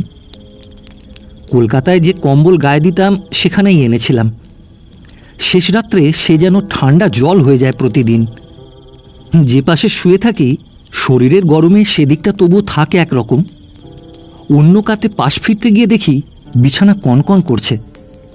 সে পাশে মনে হয় যেন ঠান্ডা পুকুরের জলে পৌষ মাসের রাত্রে ডুব দিলাম। পাশেই জঙ্গলের মধ্যে কিসের যেন সম্মিলিত পদশব্দ, কারা যেন দৌড়চ্ছে। গাছপালা, শুকনো বনঝাউয়ের গাছ মটমট শব্দে ভেঙে ঊর্ধ্বশ্বাসে দৌড়চ্ছে। কি ব্যাপারখানা কিছু বুঝতে না পেরে সিপাহী বিষ্ণুরাম পাঁড়ে ও স্কুলমাস্টার গণরী তেওয়ারিকে ডাক দিলাম। তারা নিদ্রাজড়িত চোখে উঠে বসল। কাছারির মেঝেতে যে আগুন জ্বালা হয়েছিল তারই শেষ দীপ্তিটুকুতে ওদের মুখে আলস্য সম্ভ্রম ও নিদ্রালুতার ভাব ফুটে উঠল। গণরী তেওয়ারি কান পেতে একটু শুনেই বলল, ও কিছু না হুজুর, ওই নীলগাইয়ের জেরা দৌড়চ্ছে জঙ্গলে। কথা শেষ করেই সে নিশ্চিন্ত মনে পাশ ফিরে শুতে যাচ্ছিল। জিজ্ঞাসা করলাম, নীলগাইয়ের দল হঠাৎ এত রাত্রে অমন দৌড়বার কারণ কি? বিষ্ণুরাম পাঁড়ে আশ্বাস দেবার সুরে বলল, হয়তো কোনো জানোয়ারে তাড়া করে থাকবে হুজুর, এছাড়া আর কি। কি জানোয়ার? কি আর জানোয়ার হুজুর, জঙ্গলের জানোয়ার, এই শের হতে পারে, নয়তো ভালু। যে ঘরে শুয়ে আছি নিজের অজ্ঞাতসারে তার কাশডাঁটায় বাঁধা আগড়ের দিকে নজর পড়ল। সে আগড়ও এত হালকা যে বাইরে থেকে একটা কুকুর ঠেলা মারলেও তা ঘরের মধ্যে উল্টে পড়ে। এমন অবস্থায় ঘরের সামনেই জঙ্গলে নিস্তব্ধ নিশীথ রাত্রের বাঘ বা ভালুকে বন্য নীলগাইয়ের দল তাড়া করে নিয়ে চলেছে, এ সংবাদটিতে যে বিশেষ আশ্বস্ত হলাম না তা বলাই বাহুল্য। একটু পরেই ভোর হয়ে গেল। দিন যতই যেতে লাগল জঙ্গলের মোহ ততই আমাকে ক্রমে পেয়ে বসল। এর নির্জনতা ও অপরাহ্নের সিঁদুর ছড়ানো বনঝাউয়ের জঙ্গলের কি আকর্ষণ আছে বলতে পারি না। আজকাল ক্রমশ মনে হয় এই দিগন্তব্যাপী বিশাল বনপ্রান্তর ছেড়ে এর রোদ পোড়া মাটির তাজা সুগন্ধ, এই স্বাধীনতা, এই মুক্তি ছেড়ে কলকাতার গোলমালের মধ্যে আর ফিরতে পারব না। এ মনের ভাব একদিনে হয়নি। কত রূপে কত সাজে যে বন্য প্রকৃতি আমার মুগ্ধ অনভ্যস্ত দৃষ্টির সামনে এসে আমাকে ভোলালো। কত সন্ধ্যা এলো অপূর্ব রক্তমেঘের মুকুট মাথায়, দুপুরের খরতর রৌদ্র এলো উন্মাদিনী ভৈরবীর বেশে, গভীর নিশীথে জ্যোৎস্নাবরণী সুরসুন্দরীর সাজে হিমস্নিগ্ধ বনকুসুমের সুবাস মেখে, আকাশ ভরা তারার মালা গলায়। অন্ধকার রজনীতে কালপুরুষের আগুনের খড়গ হাতে দিকবিদিক ব্যাপে বিরাট কালী মূর্তিতে। একদিনের কথা জীবনে কখনো ভুলব না। মনে আছে সেদিন দোল পূর্ণিমা। কাছাড়ির সিপাহীরা ছুটি চেয়ে নিয়ে সারাদিন ঢোল বাজিয়ে হোলি খেলেছে। সন্ধ্যার সময়েও নাচ গানের বিরাম নেই দেখে আমি নিজের ঘরে টেবিলে আলো জ্বেলে অনেক রাত পর্যন্ত হেড অফিসের জন্য চিঠিপত্র লিখলাম। কাজ শেষ হতেই ঘড়ির দিকে চেয়ে দেখি রাত প্রায় 1টা বাজে। শীতে জমে যাবার উপক্রম হয়েছি। একটা সিগারেট ধরিয়ে জানলা দিয়ে বাইরের দিকে উঁকি মেরে মুগ্ধ ও বিস্মিত হয়ে দাঁড়িয়ে রইলাম। যে জিনিসটা আমাকে মুগ্ধ করল তা পূর্ণিমা নিশীথিনীর অবর্ণনীয় জ্যোৎস্না। হয়তো যতদিন এসেছি শীতকাল বলে গভীর রাত্রে কখনো বাইরে আসেনি, কিংবা অন্য যে কোনো কারণেই হোক, ফুলকিয়া বৈহারের পরিপূর্ণ জ্যোৎস্না রাত্রের রূপ আমি এই প্রথম দেখলাম। দরজা খুলে বাইরে এসে দাঁড়ালাম। কেউ কোথাও নেই। সিপাহীরা সারাদিন আমোদ প্রমোদের পরে ক্লান্ত দেহে ঘুমিয়ে পড়েছে। নিঃশব্দ অরণ্য ভূমি, নিস্তব্ধ জনহীন নিশীথ রাত্রি। সে জ্যোৎস্না রাত্রির বর্ণনা নেই। কখনো সেরকম ছায়াবিহীন জ্যোৎস্না জীবনে দেখিনি। এখানে খুব বড় বড় গাছ নেই, ছোটখাটো বন ঝাউ ও কাশবন। তাতে তেমন ছায়া হয় না। চকচকে সাদা বালি মেশানো জমি ও শীতের রৌদ্রে অর্ধশুষ্ক কাশবনে জ্যোৎস্না পড়ে এমন এক অপার্থিব সৌন্দর্যের সৃষ্টি করেছে যা দেখলে মনে কেমন ভয় হয়। মনে কেমন যেন একটা উদাস বাঁধনহীন মুক্ত ভাব। মন হুহু করে ওঠে। চারিধারে চেয়ে সেই নীরব নিশীথ রাত্রে জ্যোৎস্না ভরা আকাশতলে দাঁড়িয়ে মনে হলো এক অজানা পরিরাজ্যে এসে পড়েছি। মানুষের কোনো নিয়ম এখানে খাটবে না। এইসব জনহীন স্থান গভীর রাত্রে জ্যোৎস্নালোকে পরীদের বিচরণ ভূমিতে পরিণত হয়। আমি অনধিকার প্রবেশ করে ভালো করিনি। তারপর ফুলকিয়া বৈহারের জ্যোৎস্না রাত্রি কতবার দেখেছি। ফাল্গুনের মাঝামাঝি যখন দুধলি ফুল ফুটে সমস্ত প্রান্তরে যেন রঙিন ফুলের গালিচা বিছিয়ে দেয়, তখন কত জ্যোৎস্না শুভ্র রাত্রে বাতাসে দুধলি ফুলের মিষ্ট সুবাস প্রাণ ভরে আঘ্রাণ করেছি। প্রত্যেকবারই মনে হয়েছে জ্যোৎস্না যে এত অপরূপ হতে পারে, মনে এমন ভয় মিশ্রিত উদাস ভাব আনতে পারে, বাংলাদেশে থাকতে তা তো কখনো ভাবতেও পারিনি। ফুলকিয়ার সে জ্যোৎস্না রাত্রির বর্ণনা দেবার চেষ্টা করব না। তেমন সৌন্দর্য লোকের সঙ্গে প্রত্যক্ষ পরিচয় যতদিন না হয় ততদিন শুধু কানে শুনে বা লেখা পড়ে তা উপলব্ধি করা যাবে না, করা সম্ভব নয়। অমন মুক্ত আকাশ, অমন নিস্তব্ধতা, অমন নির্জনতা, অমন দিক দিগন্ত বিসর্পিত বনানীর মধ্যেই শুধু অমন্তর রূপলোক ফুটে ওঠে। জীবনে একবারও সে জ্যোৎস্না রাত্রি দেখা উচিত। যে না দেখেছে, ভগবানের সৃষ্টির একটি অপূর্ব রূপ তার কাছে চির অপরিচিত রয়ে গেল।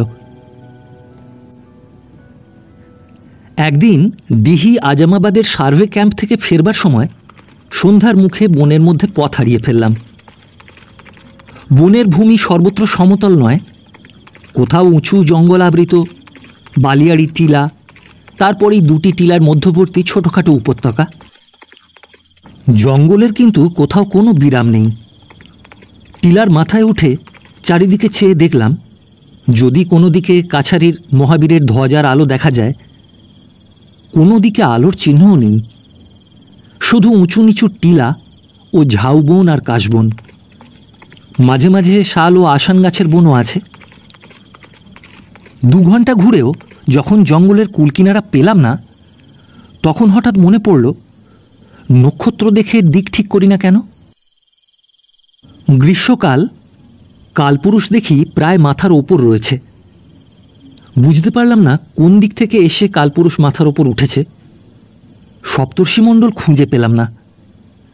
সুতরাং নক্ষত্রের সাহায্যে দিক নিরূপণের আশা পরিত্যাগ করে ঘোড়াকে ইচ্ছেমতো ছেড়ে দিলাম। মাইল 2 গিয়ে জঙ্গলের মধ্যে একটা আলো দেখা গেল। আলো লক্ষ্য করে সেখানে উপস্থিত হয়ে দেখলাম জঙ্গলের মধ্যে 20 বর্গহাত আন্দাজ পরিষ্কার স্থানে একটা খুব নিচু ঘাসের খুপড়ি, কুঁড়ের সামনে গ্রীষ্মের দিনেও আগুন জ্বালানো। আগুনের কাছ থেকে একটু দূরে একটা লোক বসে কি করছে।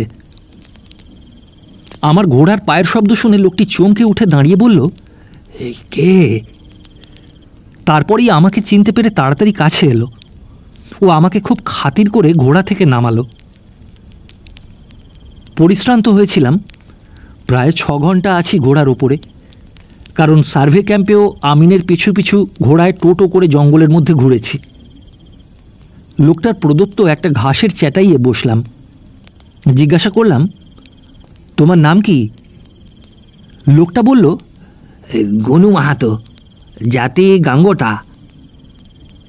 এ অঞ্চলে গাঙ্গোতা জাতির উপজীবিকা চাষবাস ও পশুপালন, তা আমি এতদিনে জেনেছিলাম। কিন্তু এই লোকটা এই জনহীন গভীর বনের মধ্যে একা কি করে? বললাম, তুমি এখানে কি করো? তোমার বাড়ি কোথায়? হুজুর, ওই মহিষ চড়াই। আমার ঘর এখান থেকে 10 ক্রোশ উত্তরে, ধরমপুর, লক্ষ্মণিয়া টোলা। তোমার নিজের মহিষ কতগুলো আছে? লোকটা গর্বের সুরে বলল, 5টা মহিষ আছে হুজুর। 5টা মহিষ? দস্তুর মতো অবাক হলাম। 10 ক্রোশ দূরের গ্রাম থেকে 5টা মাত্র মহিষ সম্বল করে লোকটি এই বিজন বনের মধ্যে মহিষ চুরির খাজনা দিয়ে একা খুপড়ি বেঁধে মহিষ চড়ায়। দিনের পর দিন, মাসের পর মাস এই ছোট্ট খুপড়িটাতে কি করে সময় কাটায়? কলকাতা থেকে নতুন এসেছি, শহরের থিয়েটার বায়োস্কোপ লালিত যুবক আমি। বুঝতে পারলাম না। কিন্তু এদেশের অভিজ্ঞতা আরও বেশি হলে বুঝেছিলাম কেন গনু মাহাতো ওভাবে থাকে। তার অন্য কোনো কারণ নেই এছাড়া যে গনু মাহাতোর জীবনের ধারণাই এইরূপ। যখন তার 5টি মহিষ, তখন তাদের চড়াতে হবে, এবং যখন চড়াতে হবে তখন জঙ্গলে আছে, কুঁড়ে বেঁধে একা থাকতেই হবে। এ অত্যন্ত সাধারণ কথা, এর মধ্যে আশ্চর্য হবার কি আছে? গনু কাঁচা শালপাতার একটা লম্বা পিকা বা চুরুট তৈরি করে আমার হাতে সসম্ভ্রমে দিয়ে আমার অভ্যর্থনা করল। আগুনের আলোতে ওর মুখ দেখলাম। বেশ চওড়া কপাল, উঁচু নাক, রং কালো, মুখশ্রী সরল, শান্ত চোখের দৃষ্টি। বয়স 60-এর উপর হবে। মাথার চুল একটিও কালো নেই, কিন্তু শরীর এমন সুগঠিত যে এই বয়সেও প্রত্যেকটি মাংসপেশি আলাদা করে গুনে নেওয়া যায়। গনু আগুনে আরও বেশি কাঠ ফেলে দিয়ে নিজেও একটা শালপাতার পিকা ধরালো। আগুনের আভায় খুপড়ির মধ্যে এক-আধখানা পিতলের বাসন চকচক করছে। আগুনের কুণ্ডের মণ্ডলীর বাইরে ঘোরতর অন্ধকার ও ঘন বন। বললাম, গনু, একা এখানে থাকো, জন্তু জানোয়ারের ভয় করে না? গনু বলল, হ্যাঁ, ভয় ডর করলে কি আমাদের চলে হুজুর? আমাদের যখন এই ব্যবসা, সেদিন তো রাত্রে আমার খুপড়ির পেছনে বাঘ এসেছিল। মহিষের 2টো বাচ্চা আছে, ওদের ওপরে তাক। শব্দ শুনে রাত্রে উঠে টিন বাজাই, মশাল জ্বালি, চিৎকার করি। রাত্রে আর ঘুম হলো না হুজুর। শীতকালে তো সারা রাত এই বনে ফেউ ডাকে। খাও কি এখানে? দোকান টোকান তো নেই, জিনিসপত্র পাও কোথায়? চাল ডাল? হুজুর, দোকানে জিনিস কেনবার মতো পয়সা কি আমাদের আছে? না আমরা বাঙালি বাবুদের মতো ভাত খেতে পাই। এই জঙ্গলের পেছনে আমাদের 2 বিঘে খেড়ি ক্ষেত আছে। খেড়ির দানা সিদ্ধ, আর ওই জঙ্গলে বাথুয়া শাক হয় তাই সিদ্ধ, আর একটু নুন, এই খাই। ফাগুন মাসে জঙ্গলে গুরমি ফল ফলে, নুন দিয়ে কাঁচা খেতে বেশ লাগে। লতানে গাছ, ছোট ছোট কাঁকুড়ের মতো ফল হয়। সে সময় 1 মাস এই অঞ্চলের যত গরিব লোক গুরমি ফল খেয়ে কাটিয়ে দেয়। দলে দলে ছেলে মেয়ে আসবে জঙ্গলের গুরমি তুলতে। জিজ্ঞাসা করলাম, রোজ রোজ খেড়ির দানা সিদ্ধ আর বাথুয়া শাক ভালো লাগে? কি করবো হুজুর, আমরা গরিব লোক, বাঙালি বাবুদের মতো ভাত খেতে পাবো কোথায়? ভাত এ অঞ্চলের মধ্যে কেবল রাসবিহারী সিং আর নন্দলাল পাঁড়ে খায় দুবেলা। সারাদিন মহিষের পেছনে ভূতের মতন খাটি হুজুর। এই সন্ধ্যের সময় ফিরি যখন, তখন এত খিদে পায় যে যা পাই খেতে তাই ভালো লাগে। গনুকে বললাম, কলকাতা শহর দেখেছো গনু?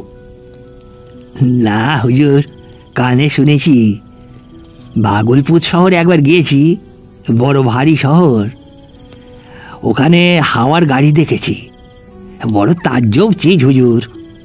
ঘোড়া নেই, কিছু নেই, এই আপনা আপনি রাস্তা দিয়ে চলছে। এই বয়সে এর স্বাস্থ্য দেখে অবাক হলাম। সাহস যে আছে তা মনে মনে স্বীকার করতেই হলো। গনুর জীবিকা নির্বাহের একমাত্র অবলম্বন মহিষ কয়টি। তাদের দুধ অবশ্য এ জঙ্গলে কে কিনবে? দুধ থেকে মাখন তুলে ঘি করে ও 2-3 মাসের ঘি একত্রে জমিয়ে 9 মাইল দূরবর্তী ধরমপুরের বাজারে মারোয়াড়িদের কাছে বিক্রয় করে আসে। আর থাকবার মধ্যে ওই 2 বিঘা খেড়ি অর্থাৎ শ্যামা ঘাসের ক্ষেত, যার দানা সিদ্ধ এই অঞ্চলে প্রায় সকল গরিব লোকেরই একটা প্রধান খাদ্য। গনু সে রাত্রে আমাকে কাছারিতে পৌঁছে দিল, কিন্তু গনুকে আমার এত ভালো লাগলো যে কতবার শান্ত বিকেলে তার খুপড়ির সামনে আগুন পোয়াতে পোয়াতে গল্প করে কাটিয়েছি। ওদেশের নানারূপ তথ্য গনুর কাছে যেমন শুনেছিলাম, অত কেউ দিতে পারেনি। গনুর মুখে কত অদ্ভুত কথা শুনতাম, উড়ুকু সাপের কথা, জীবন্ত পাথর ও আঁতুড়ে ছেলের হেঁটে বেড়াবার কথা ইত্যাদি। ওই নির্জন জঙ্গলের পারিপার্শ্বিক অবস্থার সঙ্গে গনুর সেসব গল্প অতি উপাদেয় ও অতি রহস্যময় লাগত। আমি জানি কলকাতা শহরে বসে সেসব গল্প শুনলে তা আজগুবি ও মিথ্যা মনে হতে বাধ্য। যেখানে সেখানে যে কোনো গল্প শোনা চলে না। গল্প শোনবার পটভূমি ও পারিপার্শ্বিক অবস্থার ওপর তার মাধুর্য যে কতখানি নির্ভর করে তা গল্পপ্রিয় ব্যক্তি মাত্রই জানেন। গনুর সকল অভিজ্ঞতার মধ্যে আমার আশ্চর্য বলে মনে হয়েছিল বন্য মহিষের দেবতার টাঁড় বাড়োর কথা। কিন্তু যেহেতু এই গল্পের একটি অদ্ভুত উপসংহার আছে, সেজন্য সে কথা এখন না বলে যথাস্থানে বলবো। এখানে বলে রাখি, গনু আমাকে যেসব গল্প বলতো তার রূপকথা নয়, তার ব্যক্তিগত অভিজ্ঞতার বিষয়। গনু জীবনকে দেখেছে, তবে অন্যভাবে। অরণ্য প্রকৃতির ঘনিষ্ঠ সংস্পর্শে আজীবন কাটিয়ে সে অরণ্য প্রকৃতির সম্বন্ধে একজন রীতিমতো বিশেষজ্ঞ ব্যক্তি। তার কথা হঠাৎ উড়িয়ে দেওয়া চলে না। মিথ্যা বানিয়ে বলবার মতো কল্পনাশক্তিও গনুর আছে বলে আমার মনে হয়নি। গ্রীষ্মকাল পড়তে গ্র্যান্ড সাহেবের বটগাছের মাথায় পীরপৈঁতি পাহাড়ের দিক থেকে একদল বক উড়ে এসে বসল। দূর থেকে মনে হয় যেন বটগাছের মাথা সাদা থোকা থোকা ফুলে ভরে গেছে। একদিন অর্ধশুষ্ক কাশের বনের ধারে টেবিল চেয়ার পেতে কাজ করছি। মুনেশ্বর সিং সিপাহী এসে বলল, হুজুর, এই নন্দলাল ওঝা গোলাওয়ালা আপনার সঙ্গে দেখা করতে এসেছে। একটু পরে প্রায় 50 বছরের একটি বৃদ্ধ ব্যক্তি আমার সামনে এসে সেলাম করল ও আমার নির্দেশ মতো একটা টুলের ওপর বসল। বসেই সে একটি পশমের থলে বের করল। তারপর থলেটির ভেতর থেকে খুব ছোট একখানি জাঁতি ও 2টি সুপারি বের করে সুপারি কাটতে আরম্ভ করল। পরে কাটা সুপারি হাতে রেখে 2 হাত একত্র করে আমার সামনে মেলে ধরে সসম্ভ্রমে বলল, সুপারি লেজিয়া হুজুর। সুপারি এভাবে খাওয়া অভ্যেস না থাকলেও ভদ্রতার খাতিরে নিলাম। জিজ্ঞাসা করলাম, কোথা থেকে আসা হচ্ছে, কি কাজ? তার উত্তরে লোকটি বলল, তার নাম নন্দলাল ওঝা, মৈথিল ব্রাহ্মণ। জঙ্গলের উত্তর পূর্ব কোণে কাছারি থেকে প্রায় 11 মাইল দূরে সুংঠিয়া দিয়ারাতে তার বাড়ি। বাড়িতে চাষবাস আছে, কিছু সুদের কারবারও আছে। সে এসেছে তার বাড়িতে আগামী পূর্ণিমার দিন আমায় নিমন্ত্রণ করতে। আমি কি তার বাড়িতে দয়া করে পদধূলি দিতে রাজি আছি? এ সৌভাগ্য কি তার হবে?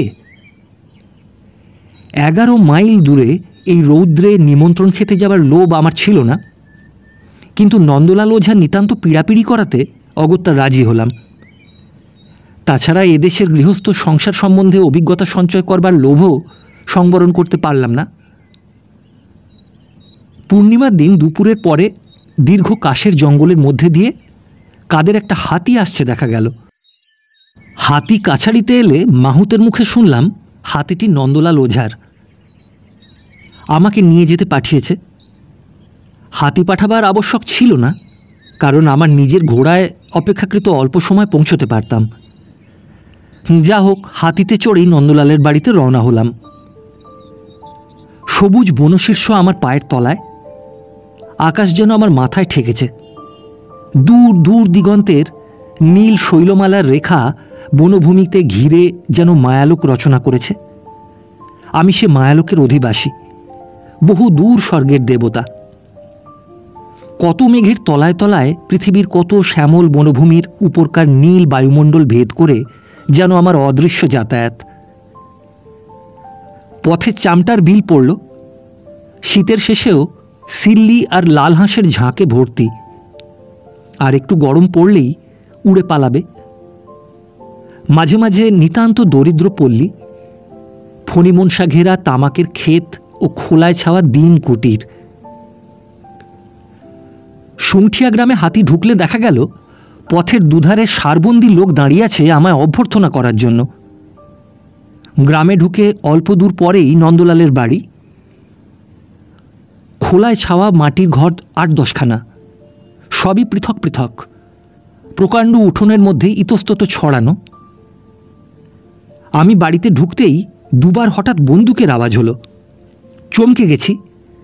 এমন সময় সহাস্যমুখে নন্দলাল ওঝা এসে আমায় অভ্যর্থনা করে বাড়িতে নিয়ে গিয়ে একটা বড় ঘরের দাওয়ায় চেয়ারে বসালো। চেয়ারখানি এদেশের শিশু কাঠের তৈরি এবং এদেশের গ্রাম্য মিস্ত্রির হাতেই গড়া। তারপর ১০-১১ বছরের একটি ছোট মেয়ে এসে আমার সামনে একখানা থালা ধরল।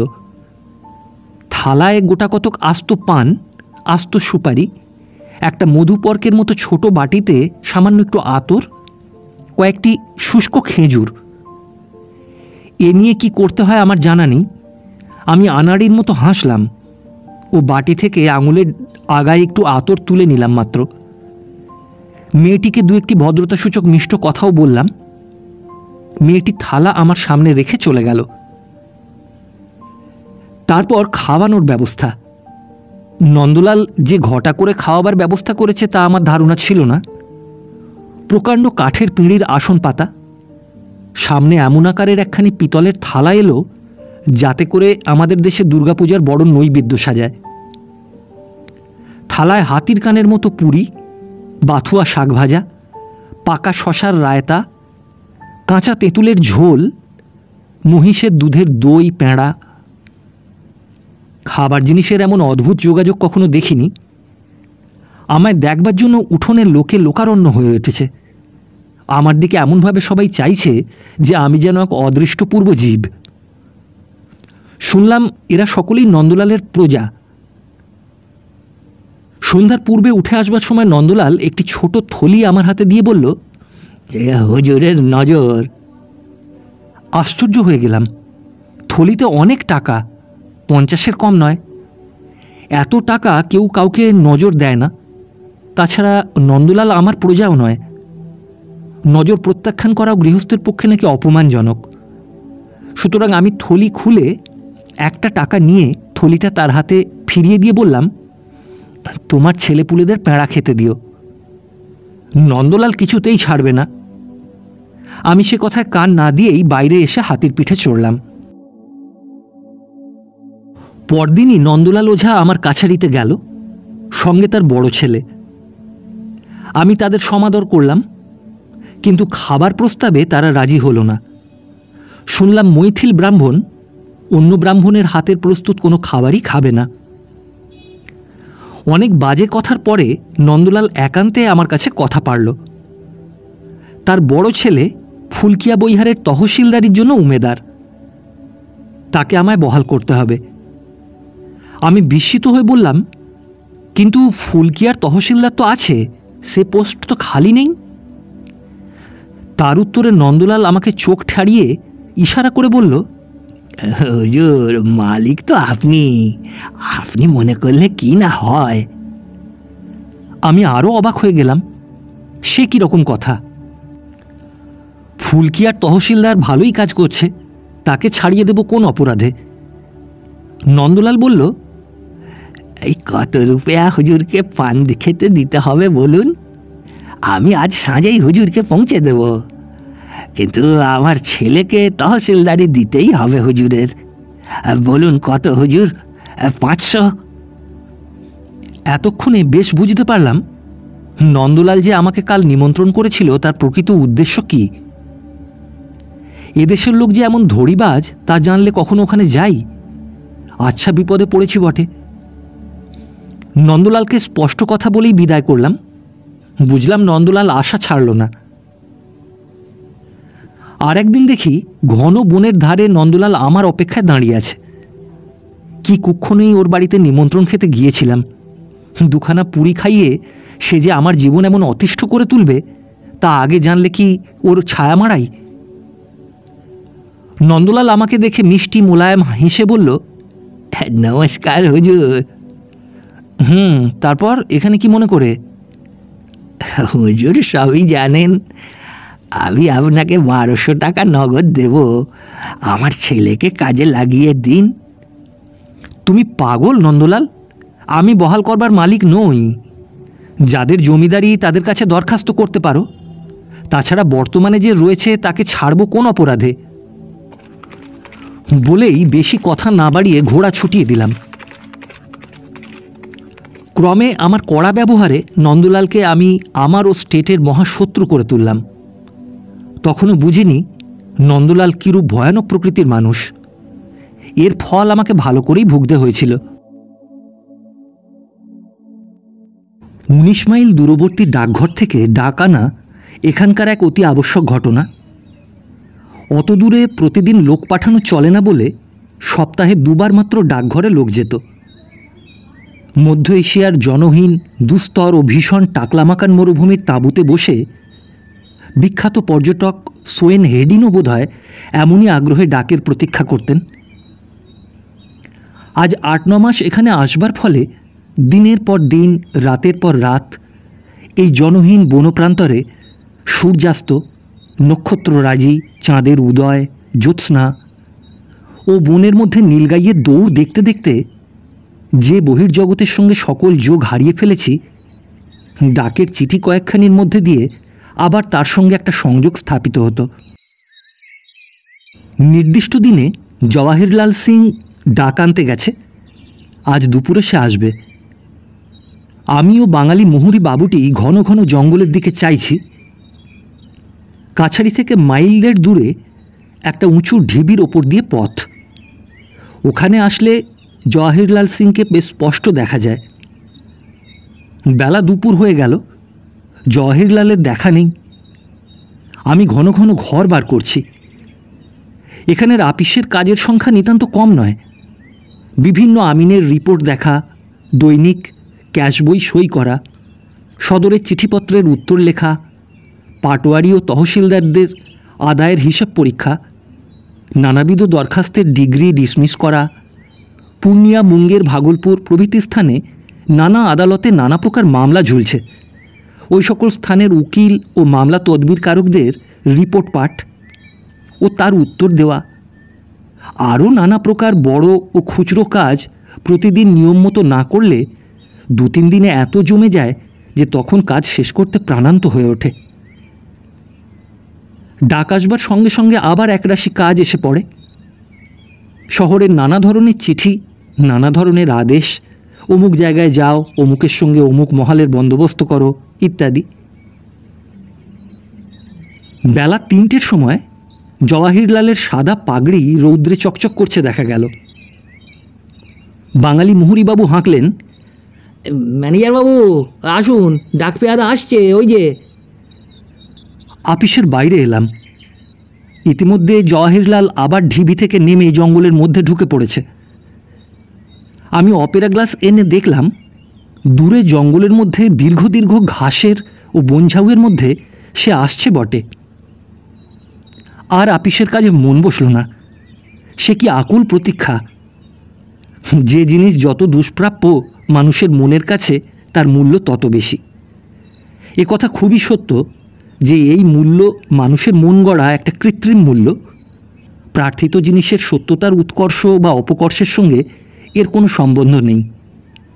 কিন্তু জগতের অধিকাংশ জিনিসের ওপরেই একটা কৃত্রিম মূল্য আরোপ করেই তো আমরা তাকে বড় বা ছোট করি। জওয়াহিরলালকে কাছারির সামনে একটা অপরিসর বালুময় নাবাল জমির ওপারে দেখা গেল। আমি চেয়ার ছেড়ে উঠলাম। মুহুরীবাবু এগিয়ে গেলেন। জওয়াহিরলাল এসে সেলাম করে দাঁড়ালো এবং পকেট থেকে চিঠির তাড়া বের করে মুহুরীবাবুর হাতে দিল। আমারও খান 2 পত্র আছে, অতি পরিচিত হাতের লেখা। চিঠি পড়তে পড়তে চারপাশের জঙ্গলের দিকে চেয়ে নিজেই অবাক হয়ে গেলাম। কোথায় আছি কখনো ভাবিনি আমি এখানে কোনো দিন থাকব। কলকাতার আড্ডা ছেড়ে এমন জায়গায় দিনের পর দিন কাটাবো। একখানা বিলাতি ম্যাগাজিনের গ্রাহক হয়েছি, আজ সেখানে এসেছে। মোড়কের উপরে লেখা উড়োজাহাজের ডাকে। জনাকীর্ণ কলকাতা শহরের বুকে বসে 20 শতাব্দীর এই বৈজ্ঞানিক আবিষ্কারের সুখ কি বোঝা যাবে? এখানে এই নির্জন বন প্রদেশ, সকল বিষয়েই ভাববার ও অবাক হবার অবকাশ আছে। এখানকার পারিপার্শ্বিক অবস্থা সে অনুভূতি আনয়ন করে।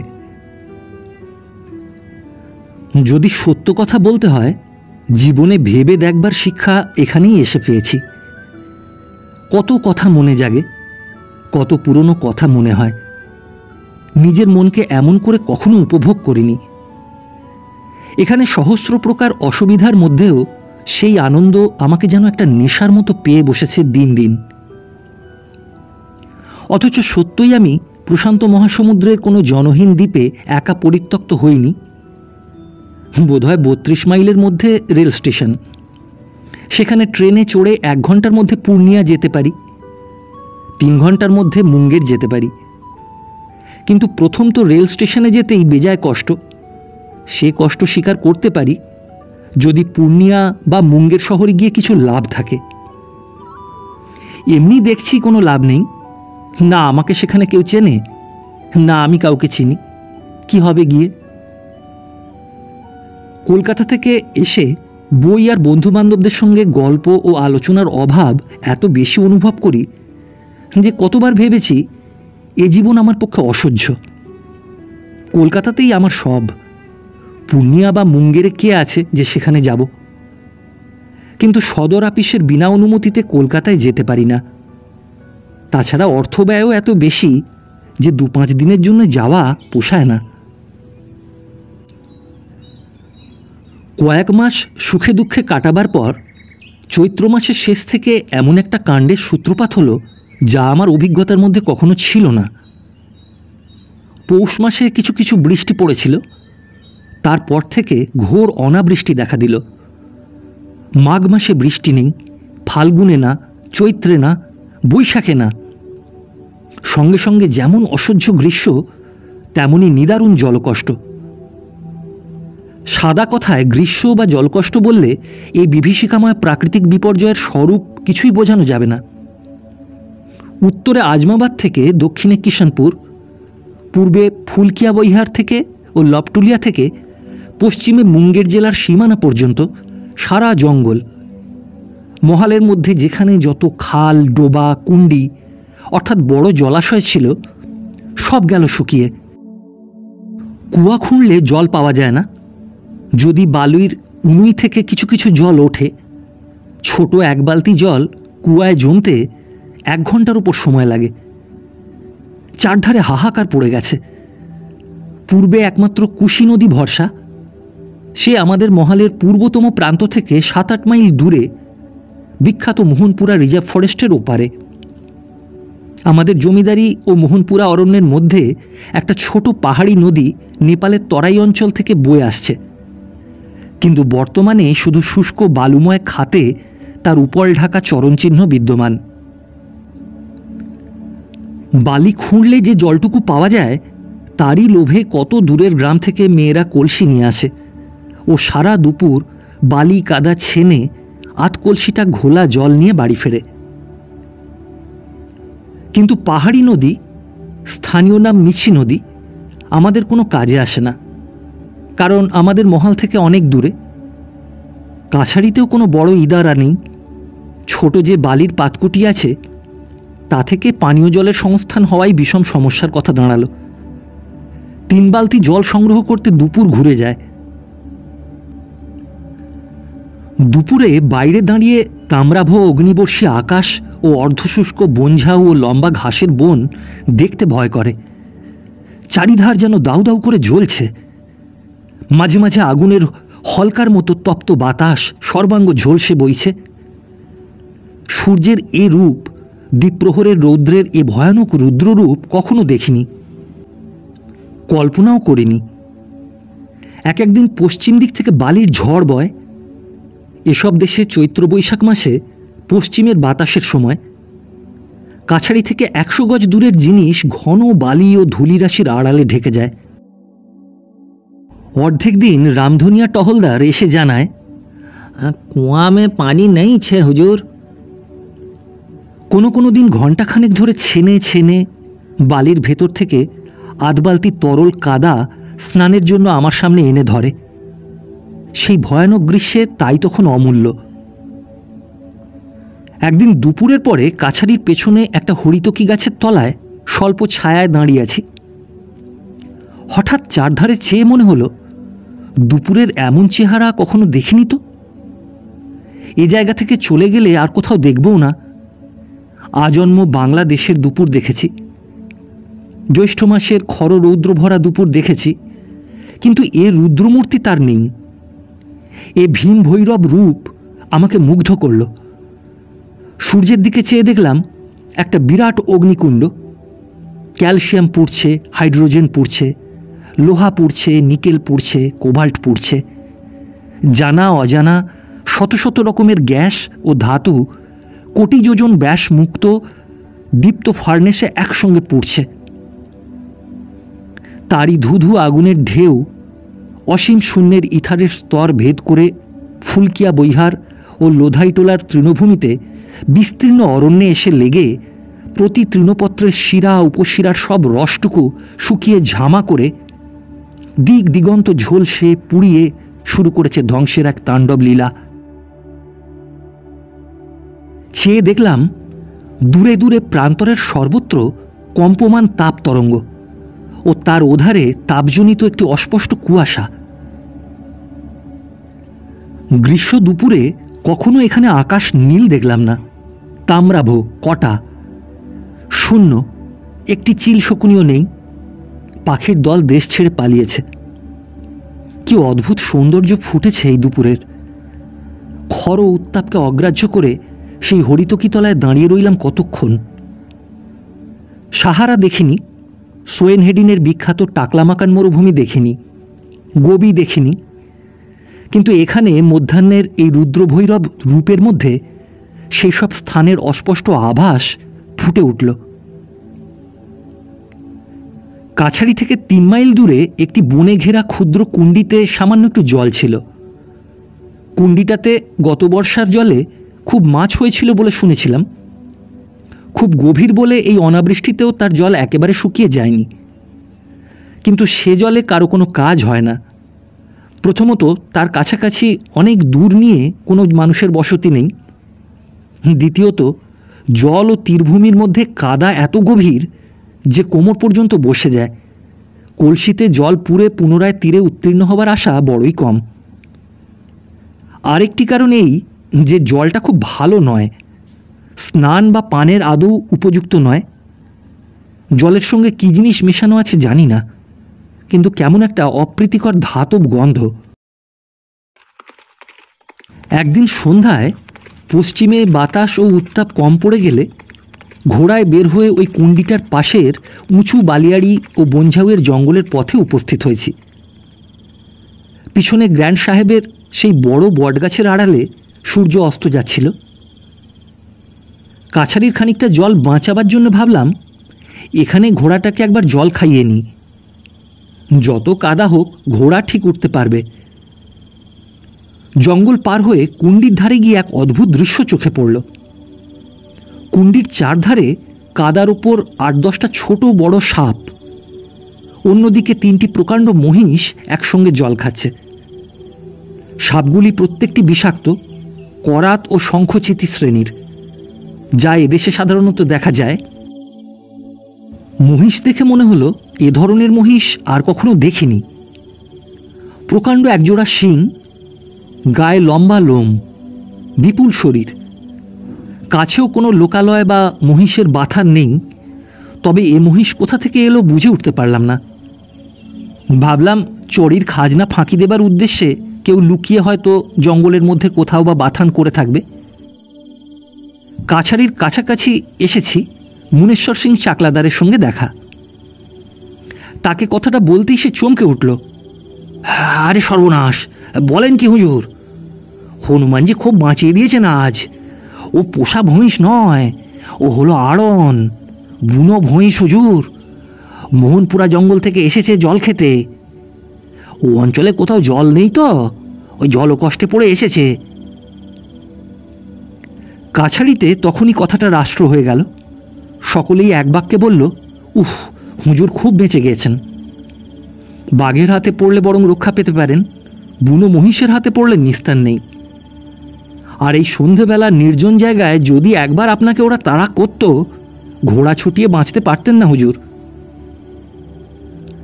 তারপর থেকে জঙ্গলে ঘেরা ওই ছোট্ট কুণ্ডিটা বন্য জানোয়ারের জলপানের একটা প্রধান আড্ডা হয়ে দাঁড়ালো।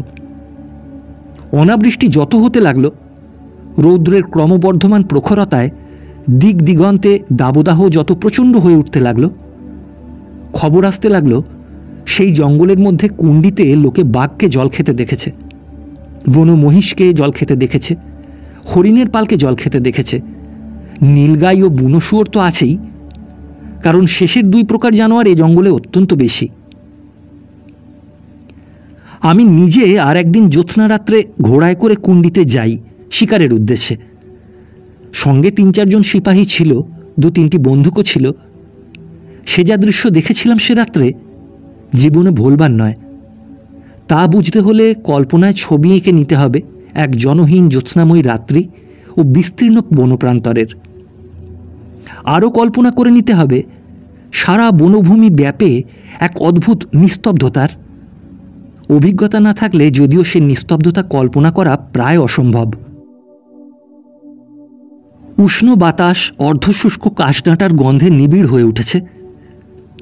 লোকালয় থেকে বহু দূরে এসেছি, দিকবিদিকের জ্ঞান হারিয়ে ফেলেছি। কুণ্ডিতে প্রায় নিঃশব্দে জল খাচ্ছে একদিকে 2টি নীলগাই, অন্যদিকে 2টি হায়না।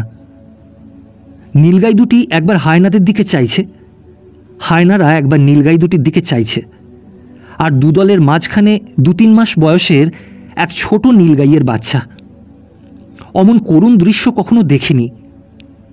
দেখে পিপাসার্ত বন্য জন্তুদের নিরীহ শরীরে অতর্কিতে গুলি মারবার প্রবৃত্তি হলো না। এদিকে বৈশাখও কেটে গেল, কোথাও এক ফোঁটা জল নেই। এক বিপদ দেখা দিল। এই সুবিস্তীর্ণ বনপ্রান্তরের মাঝে মাঝে লোকে দিক হারিয়ে আগেও পথ ভুলে যেত। এখন এইসব পথহারা পথিকদের জলাভাবে প্রাণ হারাবার সমূহ আশঙ্কা দাঁড়ালো। কারণ ফুলকিয়া বৈহার থেকে গ্র্যান্ড সাহেবের বটগাছ পর্যন্ত বিশাল তৃণভূমির মধ্যে কোথাও এক বিন্দু জল নেই। একাধটা শুষ্কপ্রায় কুণ্ড যেখানে আছে, অনভিজ্ঞ দিগ্ভ্রান্ত পথিকদের পক্ষে সেসব খুঁজে পাওয়া সহজ নয়। একদিনের ঘটনা বলি। সেদিন বেলা 4টের সময় অত্যন্ত গরমে কাজে মন বসাতে না পেরে একখানা কি বই পড়ছি। এমন সময় রামবিরিজ সিং এসে এত্তেলা করল কাছারির পশ্চিম দিকে উঁচু ডাঙার ওপরে একজনকে অদ্ভুত ধরনের পাগলা লোক দেখা যাচ্ছে। সে হাত পা নেড়ে দূর থেকে কি যেন বলছে। বাইরে গিয়ে দেখলাম সত্যই দূরের ডাঙাটার উপর কি একজন দাঁড়িয়ে। মনে হলো মাতালের মতো টলতে টলতে এদিকেই আসছে। কাছারি শুদ্ধ লোক জড়ো হয়ে সেদিকে হাঁ করে চেয়ে আছে দেখে আমি 2 জন সিপাহী পাঠিয়ে দিলাম লোকটাকে এখানে আনতে। লোকটাকে যখন আনা হলো দেখলাম তার গায়ে কোনো জামা নেই, পরনে মাত্র একখানা ফর্সা ধুতি, চেহারা ভালো, রং গৌরবর্ণ, কিন্তু তার মুখের আকৃতি অতি ভীষণ। গালের 2 কষ বেয়ে ফেনা বের হচ্ছে, চোখ দুটি জবা ফুলের মতো লাল, চোখে উন্মাদের মতো দৃষ্টি। আমার ঘরের দাওয়ায় একটা বালতিতে জল ছিল, তাই দেখে সে পাগলের মতো ছুটে বালতির দিকে গেল। মুনেশ্বর সিং চাকলাদার ব্যাপারটা বুঝে তাড়াতাড়ি বালতি সরিয়ে নিল। তারপর তাকে বসিয়ে হাঁ করিয়ে দেখা গেল জিভ ফুলে বিভৎস ব্যাপার হয়েছে। অতি কষ্টে জিভটা মুখের একপাশে সরিয়ে একটু একটু করে তার মুখে জল দিতে দিতে আধ ঘন্টা পরে লোকটা কথঞ্চিত সুস্থ হলো। কাছারিতে লেবু ছিল, লেবুর রস ও গরম জল 1 গ্লাস তাকে খেতে দিলাম। ক্রমে ঘণ্টাখানেক পরে সে সম্পূর্ণ সুস্থ হয়ে উঠল। শুনলাম তার বাড়ি পাটনা। গালার চাষ করবার উদ্দেশ্যে সে এই অঞ্চলে কুলের জঙ্গলের অনুসন্ধান করতে পূর্ণিয়া থেকে রওনা হয়েছে আজ 2 দিন পূর্বে।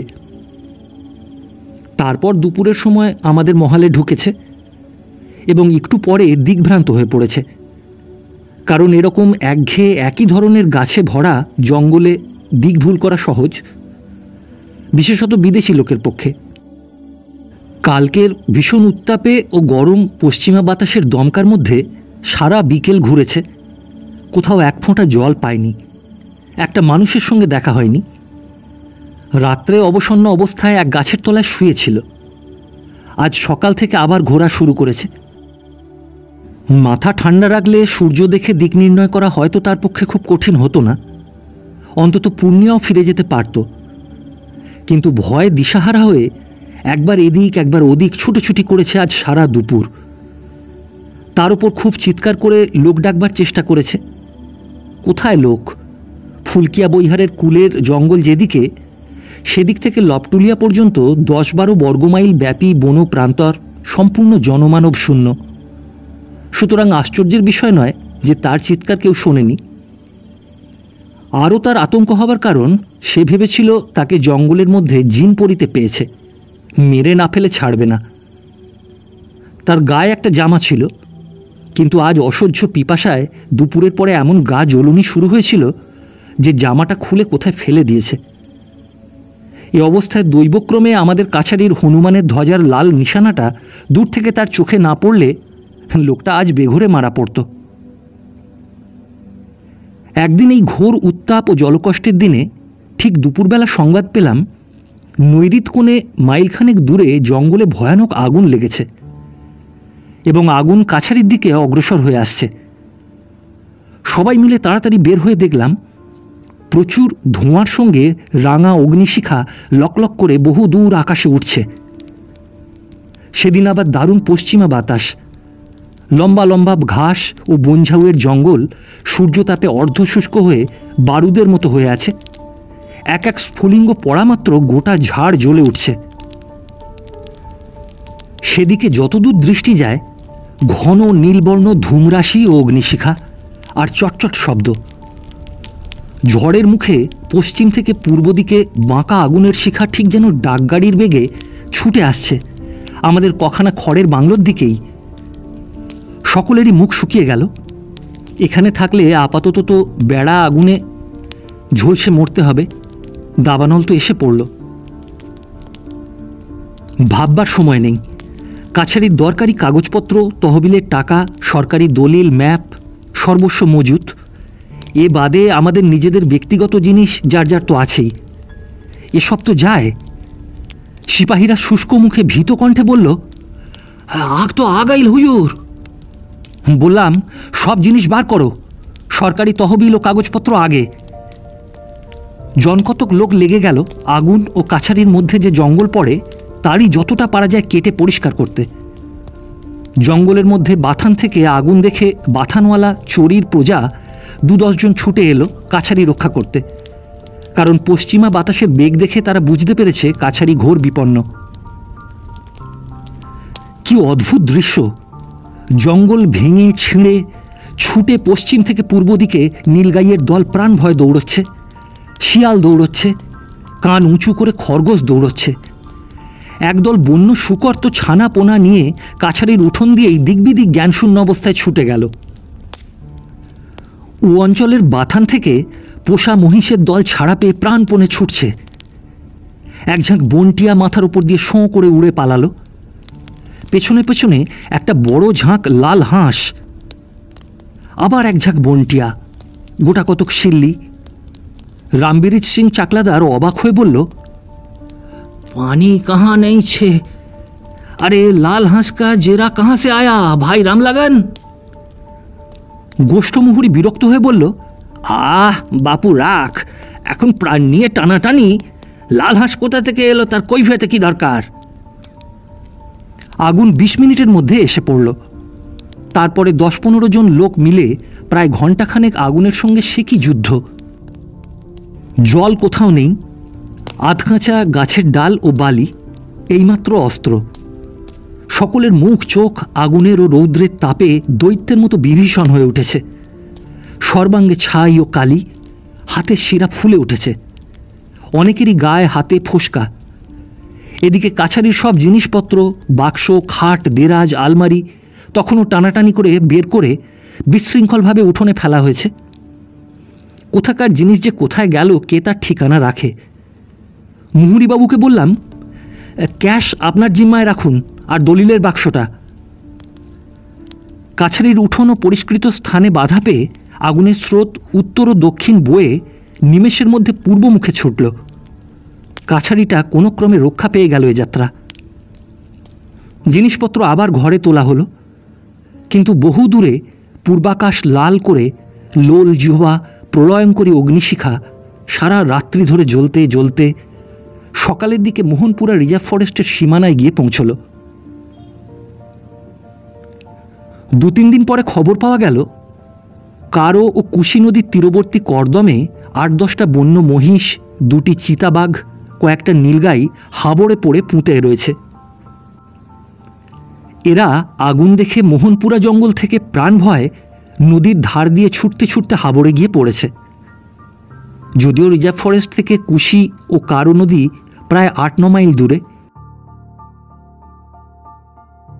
বৈশাখ জ্যৈষ্ঠ কেটে গিয়ে আষাঢ় পড়ল।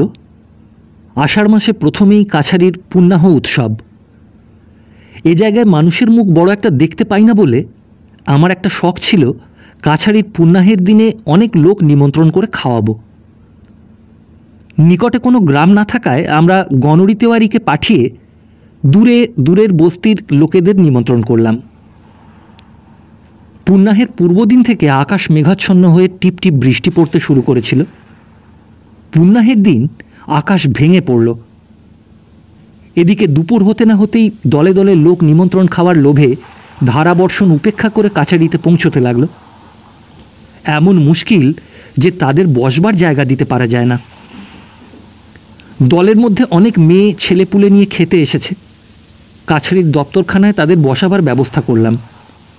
পুরুষেরা যে যেখানে পারে আশ্রয় নিল। এদেশে খাওয়ানোর কোনো হাঙ্গামা নেই। এত গরিব দেশ যে থাকতে পারে তা আমার জানা ছিল না। বাংলাদেশ যতই গরিব হোক, এদের দেশে সাধারণ লোকের তুলনায় বাংলাদেশের গরিব লোকেও অনেক বেশি অবস্থাপন্ন। এরা এই মুষলধারে বৃষ্টি মাথায় করে খেতে এসেছে চীনা ঘাসের দানা, টক দই, ভেলি গুড় ও লাড্ডু, কারণ এই এখানে সাধারণ ভোজের খাদ্য। 10-12 বছরের একটি অচেনা ছোকরা সকাল থেকেই খুব খাটছিল। গরিব লোকের ছেলে, নাম বিশুয়া। দূরের কোনো বস্তি থেকে এসে থাকবে। বেলা 10টার সময় সে কিছু জল খাবার চাইল। ভাঁড়ারের ভার ছিল লপটুলিয়ার পাটোয়ারির ওপর। সে এক খুঁচি চিনার দানা ও একটু নুন তাকে এনে দিল। আমি পাশেই দাঁড়িয়েছিলাম। ছেলেটি কালো কুচকুচে, সুশ্রী মুখটা, যেন পাথরের কৃষ্ণ ঠাকুর। সে যখন ব্যস্ত সমস্ত হয়ে মলিন মোটা মার্কিনি আঠাতি থান কাপড়ের খুঁট পেতে সেই তুচ্ছ জলখাবার নিল, তখন তার মুখে সে কি খুশির হাসি! আমি বলতে পারি, অতি গরিব অবস্থারও কোনো বাঙালি ছেলে চিনার দানা কখনোই খাবে না। খুশি হওয়া তো দূরের কথা, কারণ একবার শখ করে চিনার দানা খেয়ে যে স্বাদ পেয়েছি, তাতে মুখরোচক সুখাদ্যের হিসেবে তাকে উল্লেখ কখনোই করতে পারবো না। বৃষ্টির মধ্যে কোনো রকমে তো ব্রাহ্মণ ভোজন একরকম চুকে গেল।